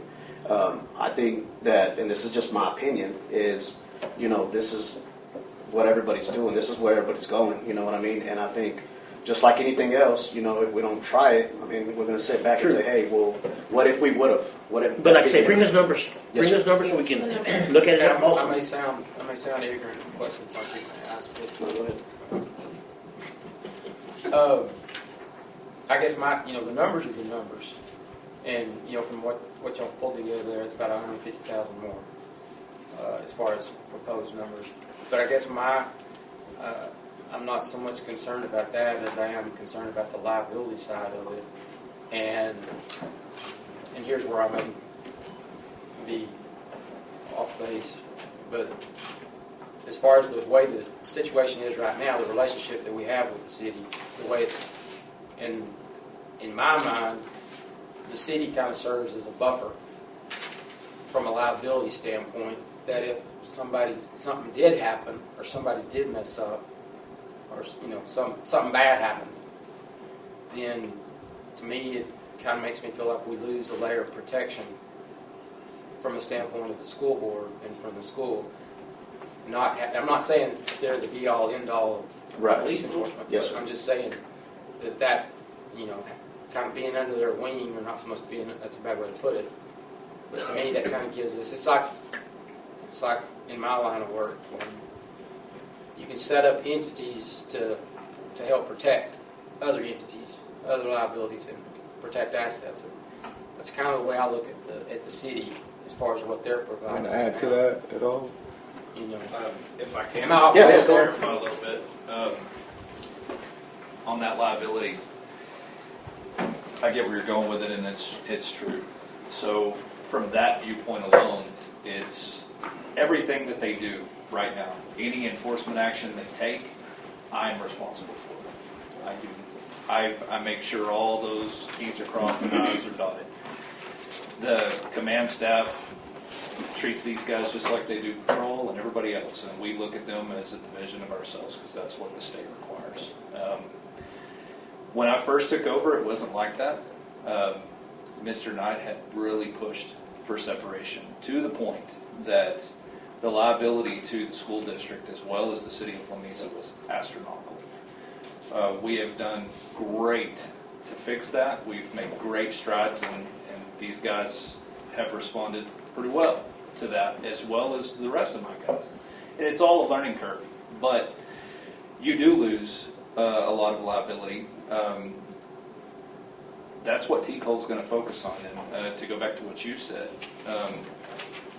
Uvalde did change a lot. Talking to TCOL and the director and listening to the Chiefs Conference and the things that are fixing to come down the pipe, I've always prided myself on trying to be a step ahead of the game, and that's what I've done with Lamesa PD. The policy manual right now, our current policy manual that applies to these guys and the rest of the officers is about 4 times that big. The state is mandating it, and after this next session, it's going to increase. It's going to increase just the policies for these guys alone. It's probably going to increase. It's something that TCOL is really, really pushing for, as it should have. Uvalde scared everybody to death. Are they not, like, I was on my update stuff, I was reading where, like, they're looking at consolidating smaller agencies and forcing them to go with, in like smaller counties like ours, to force them to go with, like, if you're 2 or 3 officers, they're forcing them to go with other agencies. So that's the new TCOL director, the last director. That wasn't his agenda. The new director, that is his agenda. He is pushing very hard to not open small agencies. I could not get them to give me a definition of what they were considering a small agency. They would not say it. And I get politics out. They didn't want to commit themselves. But I know they're going to go off of call load alone. what's the need in it? I've got my staff, and I apologize, it's been a busy week. I was trying to prepare for this meeting a little bit better with our fallen deputy. I've been pulled about 30 different directions. So I will send some more numbers up to Mr. Ritchie to get to you guys. But we can track a lot of the calls for service and things like that, which I'm required to do. We track any reports they do, they turn into us. All of that, there's a lot more levels to this, and I know Gabe said this is kind of just a general deal, and I agree with the majority of it. I know what we spend. I've got our finance department trying to break down a little bit more, and I've talked to some of my vendors. It's something that I want to prepare for you guys to show. I know if I just show you what I pay for, it's comparing apples to oranges as to what they would need. So, but they're going to be required to have a lot of the same stuff. How many officers do you have outside these 5? 20. So they make, Counting my communications. They make also. 25. No, I mean, just okay. They So make and 25. your budget is what? 1 point. Just my patrol budget alone is a little over $1 million, and I couldn't tell you off the top of my head. I could get it to 1.4 or 5 from there, probably. at minimum. What does it increase each year? Probably. Not as much as I'd like for it to. Wow. It's going to have to increase because of things that are fixing to come down the pipe. I know since the Chiefs Association conference ended last week, my policy manual, the day they ended, my policy manual increased by probably 30 pages. The day they said we're done and closed that conference, and I look for a lot more to come. One of the big things is that TCOL's going to do is, like these guys said, they're going to come out. They're not just going to look at the building they want to go to. They're going to look at each and every building you have. They're going to look at your procedures, the school district's procedures, and TEA is going to come with them. TEA will come with them, and that was something that I didn't get to tell you about that I just learned recently. Bring them. I'd rather have. I got some things to say to TEA. You want to get on fencing? I think that would, compared to some schools. Just say that again. I do think they would like our facilities because of the upgrades that They we would. have made, because of it, just because of that. I mean, They would. I don't think So that's- I'll use the city as an example. One of the things that the city tried to go to, and I agree with it from a certain perspective, is they wanted to open the doors. Everybody's welcome. If I'm in my department and you want to come to my department, you walk in the door, you come see me. It's promoting good workflow. It's not that way with law enforcement. I get teased all the time by everybody else in City Hall that I have my fortress downstairs and nobody comes in. But that's the way the state mandates it. That's the way the FBI mandates it. The problem that I can see just in visiting with Richie and looking around your facilities and with the offices that we have for these guys they're gonna ding you on that. It can't be accessible. Even your janitor is not supposed to be allowed in these guys' office because of the information they have access to. That was something that I got dinged on my first rattle out of the box that I'm still working to fix in my small little facility. But it's little things like that. You talked about costs. I got on with my RMS, my report management system. I got on with them for probably I'd say anywhere from 50 to 60,000 startup. The next year, all the maintenance fees kicked in, and all the stuff kicked in, and I spent another 80 just trying to pay for it all and trying to keep it updated. One of the biggest things that TCOL is gonna look at is your evidence room, like these guys touched on. That is going to be a thing. It can't be a closet. It can't be its own building. It's got to be secure. There's going to be a lot of mandates to that. Access and things like that. I have not been in headquarters. I have not been in it. I didn't know until just recently that it even existed. So I couldn't tell you, what I think about that facility or how ready it possibly is. I know the PD was nowhere near ready for what the state and the feds handed down, and I'm still trying to fix it. And I'm fixing to start my 5th year, and I'm still fixing it. The only way they're letting me get by is because I'm showing them work orders that we are fixing it, and we're keeping them updated every step of the way. There's a lot that goes into it. There's a lot of procedural things that, forgive me, I would rather not speak about in open, in an open air. I don't mind visiting any time. But there's a lot of other things that I feel probably need to be said that we don't need to discuss here. However y'all want to handle that, that's up to y'all. But for the most part, if this is something, and I know I spoke briefly with you, if this is something that the district would like to go to, I do not mind helping. But I'm a big logistical and statistics man, so we need to set a plan, whether that's a 2-year plan, a 3-year plan, a 1-year plan, whatever we need to do. We need to sit down and figure out where we're going, in my opinion only, and then work to get them there. At present, I'm learning about some things from their presentation that I was not aware of, so that's a whole other conversation we'll have later. But my door's always open. I've told you guys that 100 times. So. Do you think it's doable? I think anything's doable. I really do. From my chair, I look at things a lot differently. I look at liability. I'm tasked every day with looking at liability of the city and the safety of officers. I think from the liability standpoint, it's astronomical. That's my only concern. I mean, I don't doubt that we've got the people and the staff to do it and to do a good job.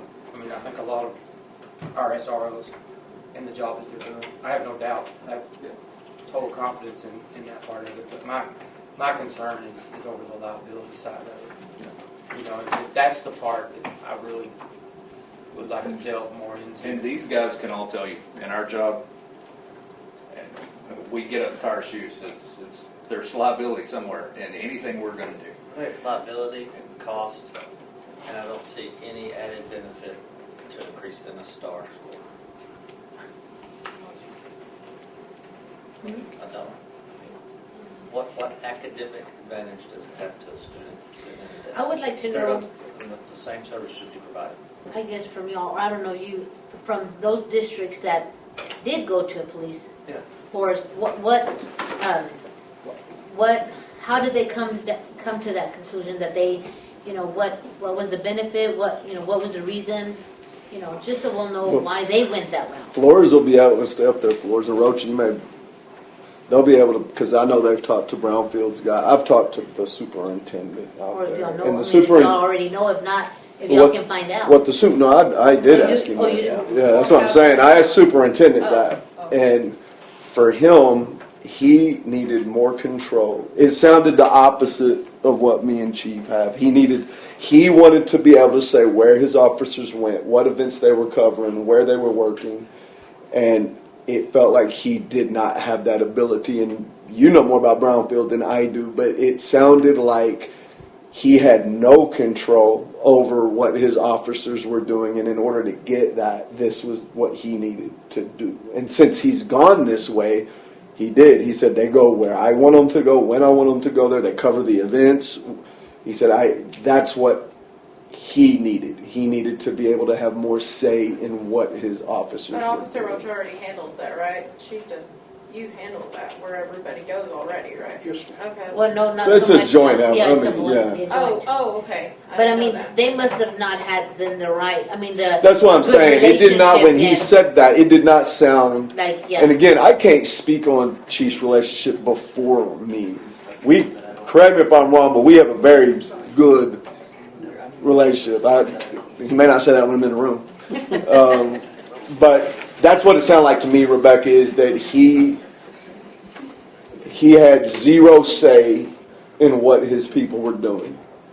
And I can't blame him. I would not like that. These guys, we meet all the time. We'll meet before graduation, before football, because we got to know what's going on. And it sounded like all of it was coming from his Chief Peterson, and he needed to have more safety. That's what I took. Now, you've talked to the guys, so you may know. Yeah, and I've talked to like O'Donnell also. It hasn't just been Brownfield that we've reached out to. It's just Brownfield is, I mean, I've worked Like with a lot of us. those guys, yeah, and they're a lot closer because, like, you know, O'Donnell, obviously, they're a lot smaller than where we are. You know, not Klondike, Sam's, is it Sam, where Actor's at? Okay, they're a lot smaller than us, you know what I mean? So they did an ESRO, so they went with the school marshal, you know what I mean?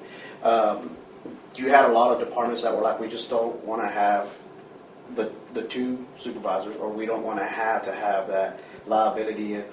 If we get into a shooting, like, does the school cover us or does the city cover us? Because, you know, like they say, the city still covers our commission.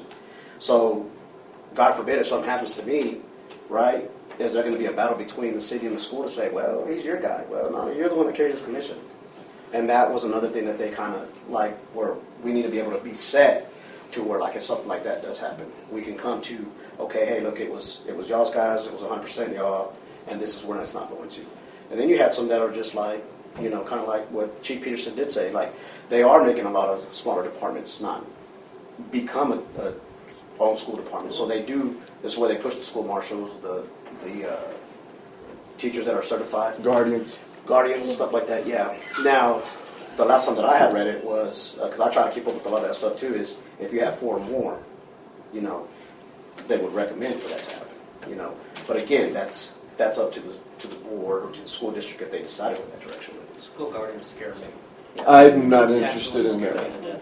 But like I said, I mean, as far as that goes, I mean, that's really where you had a lot of the issues was that. And my very first call to our attorneys was okay, and this was well before this, because we've kicked this around off and on. We've just had so many other things to deal with, and so I just said, all right, what's it entail? And they said at the beginning, the first thing she said is it's not something we recommend, but then they followed it by, but if you get it going, it's not a bad deal. So even that was like, that didn't help me none. Right? That is lukewarm. Like, it's hard to get going, but once you get going, One side of the fence. yeah, they said it was all I think right. what they meant is it's all about the timing.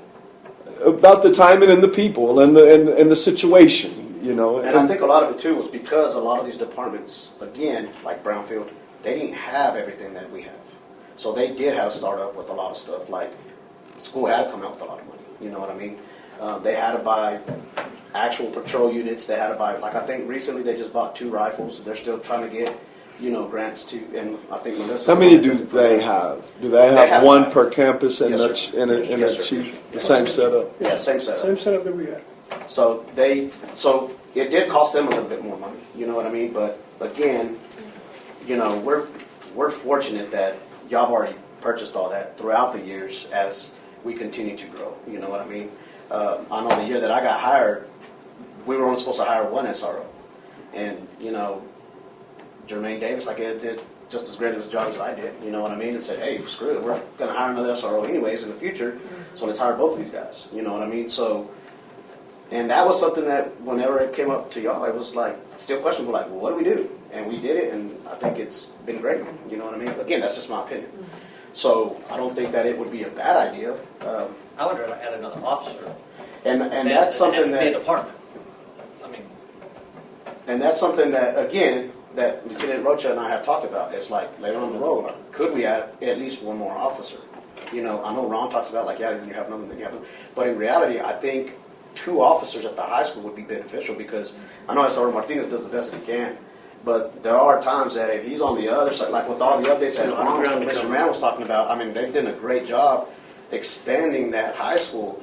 But I remember when I started, I mean, I couldn't take that whole hallway and bottom hallway. But now that they've added that whole section, I mean, it's sometimes when we go visit or have to get Joe to come to his office, I mean, it takes a little bit for him to get back, you know. So, you know, those are things that we've talked about, you know what I mean? I will say that maybe another officer would be great because my thing is still at the high school. I'm talking about security.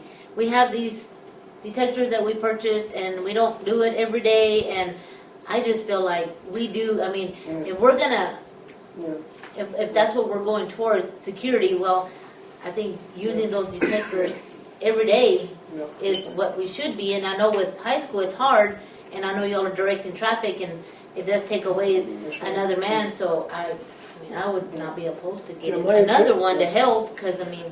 Yes, ma'am. My intention was we were out of another officer that we would look for a female. We need, Oh, a, that would female, be we need a great. female officer in high school. So, ladies and gentlemen, you know, my thing is, like Ron was saying, why? The only thing with me, I come on in 22, and, you know, I worked at, you know, for the state, retired. And when I come on and started working, I didn't know how the situation was with the school district and the city. They carry our commission. So I was like, what do you mean? So in my opinion, I was like, I don't understand how I am paid by the school. They pay for my insurance, they pay for my dental and my vision, but yet my license is carried through the Lamesa Police Department. So that means that I have to answer to the chief. But then I also have to answer to who signs my check. And that's what I want to get cleared. I want an answer. Is why do we still do this? You know, it bemoans me. I don't know. I don't understand. And that's why I look for it. You know what? I want to answer to one master. I don't want to have two. But that's my opinion. You know, that's how I feel. And I know we're a small community. I know we don't have the biggest budget in the world. I know this is expensive. It's going to be expensive. And what the chief said is correct. Maybe it's going to be something that we're going to have to discuss. And, you know, with time, you know, maybe we can go into it. But we just wanted to bring it and let you guys know that we're ready. We're ready. Can Johnny, Joe, Joe, you ain't said anything. I want everybody to be able to say anything. And just So, kind of elaborate on the stuff that we were talking about too. Boyd, you've been quiet. If you got something, I'd like everybody to Before I have left, say. I had this officer make a traffic stop. He's from the PD. He said there was a possible DWI. So he asked if he could go, and I said, yeah, go ahead. He came in from Lubbock. He goes and makes a stop, gets marijuana and money from the traffic stop. The police officer from Lamesa went to back him up. But at that point, they took the evidence and left this officer what's in the vehicle for the record. That's not the way it's supposed to be done.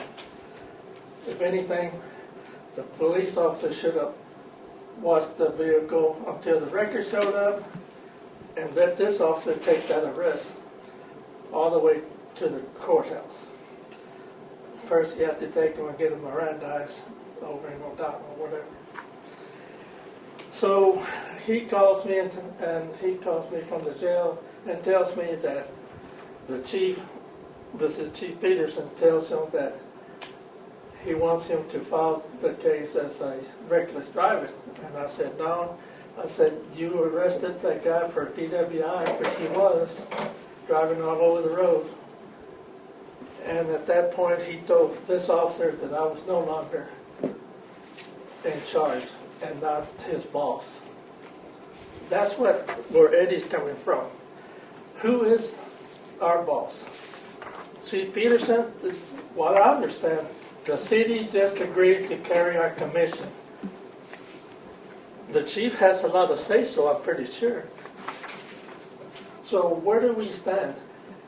Let me tell you something else. Like when we were getting our clothes when I came back home, we had to go and get it out of the police department where they stack them up from all the other officers that have gone and so forth. So we've been waiting for our uniform for the longest time, correct? We had, at that time, another officer that was supposed to get our stuff. Eventually it showed up, but it takes so long. when I was in charge, I just was called a lead officer.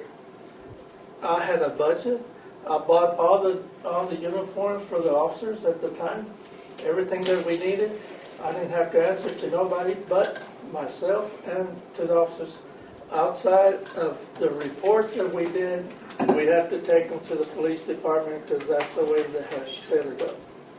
But that's the only real problem is that he's not in charge per se. Whenever he made him a lieutenant. How? That's where Officer Alex Salceda ended up. When I told him, hey, I have a problem, and I called the Texas Commission officer for here, and I told him, hey, I want to have a discussion with the chief about what he just did. Disrespected me. And I asked him, what recourse do I have to go to his office and give him a butt shot? And he told me I had none. So therefore I kept my mouth shut, went peacefully out. I had already told Mike that I was going to retire in January. So this is all happening like in March of 22. I exited, kept my mouth shut, but because of what is transpiring right now, you're not getting the full story as to why there's a little upset amongst them, because yes, I was hired as like, hey Johnny, you're in charge. I don't have to answer. I knew that reports have to be handled through Austin and so forth, and that's part of it. It's kind of a messed up deal because I think y'all either pay the city to carry our commission. I'm not sure they just do it voluntarily. That's something that I wasn't privy to, so I really don't know what took place there. But this is what's taking place now. He has his moments, where things are not quite going like they should. And maybe he doesn't explain it or give the chief a hard time or anything. But that's the only thing that's really happening is we work for you, but we answer through the chief. That's not the way I got hired. And when I talked to Chief Baldwin, he told me, Johnny, I said, if you ever need anything, just call me and we'll help you. That was it. You run it the way you see fit. Of course, I had been the chief deputy for quite a while. And that we ran it fine up until that point when somebody tells you, hey, you're no longer the boss. That's the same thing as being told you're fired. I'm not sure if he has that authority or not. But since I didn't want to challenge it, and since the TICO guy said, hey, it's up to his discretion to decide that he doesn't want to carry your commission. So at least you know the truth of what has taken place in the past. Now, there's a lot of money involved. That can be reduced. It doesn't have to be as big. I worked on it, and I got a system from Cooper ISD, South Dania, the chief up there. But there's a lot of things that can be worked out. Did a lot of work, but like I said, I exited not in a very good mood. And I've kept my mouth shut up until this very moment. Chief can tell you otherwise, or whatever he thought was the right thing to do. I don't know. Well, just to kind of elaborate on that too, is you got to understand too that a lot of stuff like that day, and that was $6,999 of currency that I seized on top of all this other kind of stuff. Well, the way it works is if we get that granted back to us, right? We have to split it up with county and district, and PD gets their share. But let's just say we get back. I'm just saying. I'm gonna throw this out there. $4,500 back, right? Hey, because of this, your stop, your county's gonna get this. The courts are gonna get this much. They're gonna get this much percentage. Y'all are gonna get $4,500. Well, because we're not our own entity, it goes back to the PD. So that's $4,500 that we could have got. Just recently, I don't know how long it was, we got, I'm in a traffic stop, I got 7 AK-47s. Now, it was fortunate that the guy was a felon, right? So I ended up doing that. ATF came out. They've already picked up those rifles, right? Again, if that comes back to say, hey, you know, the dude pled or whatever, he's got, now y'all got AK-47s that y'all want to, whatever y'all want to do with it. But, again, because we're not our own entity, they can go back to the PD, you know what I mean? Now, I'm not saying Chief Peterson has an SRO budget that says, hey, you know, this is for y'all or this is for y'all. I don't know how he does it, but from my experience or from my understanding, I haven't seen any of it from our last time, you know what I mean? So that's another good reason, I think, because I'm not going to stop doing my job as a police officer, and that's just my opinion. Now, if it comes to where it's like you or the board or it's like, hey, or even the chief at this point, like, you need to quit making traffic stops, or you need to quit doing this, then I'll do it. I'll stop. I'm gonna stop. I'm gonna push out. I don't want this to be a bastion. Yeah, so yeah, I'm gonna make a motion to go to executive session and discuss. And I Well, also, this isn't a. But I'll I mean, make a motion to go to executive well, session.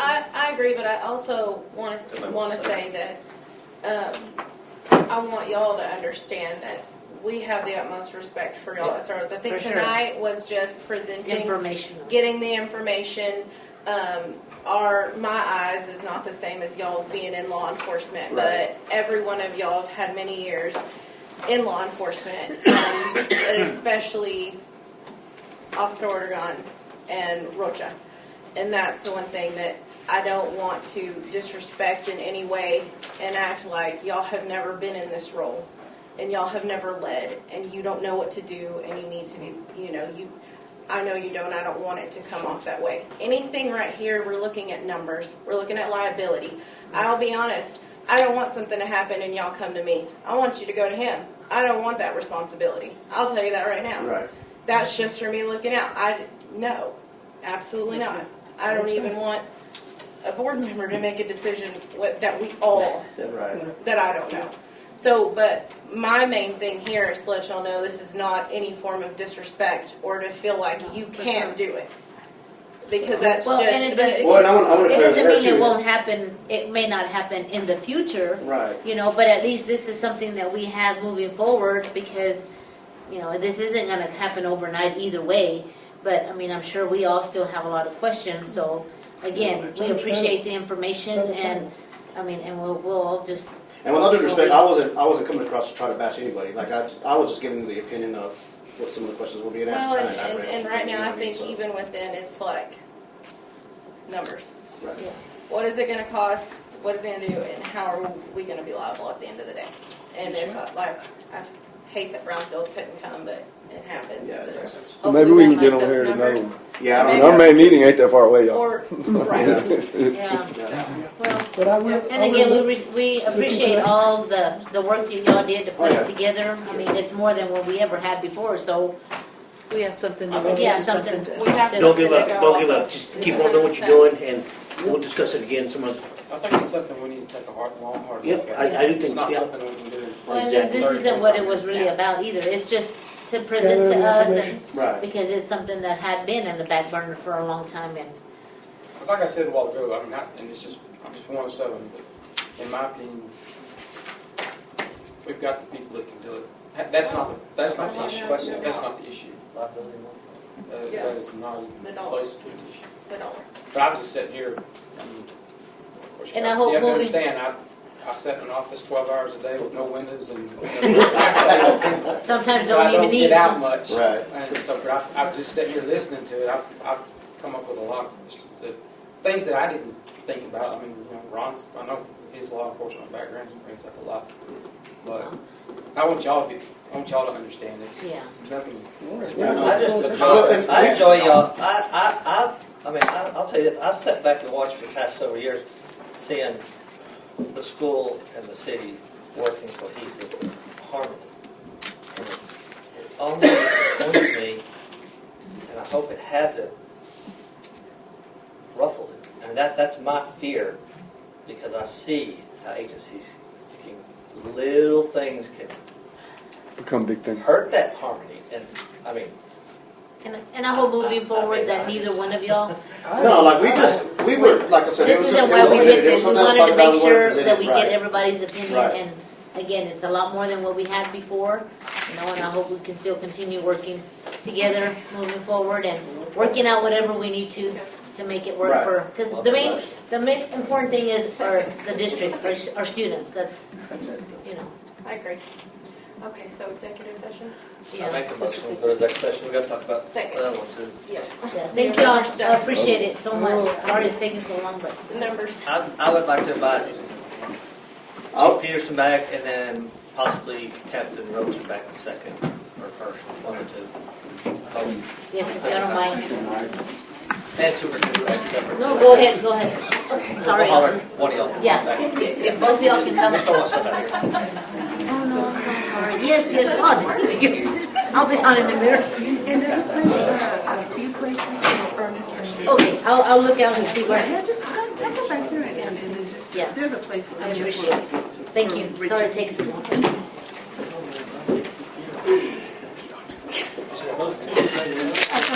That's not bad.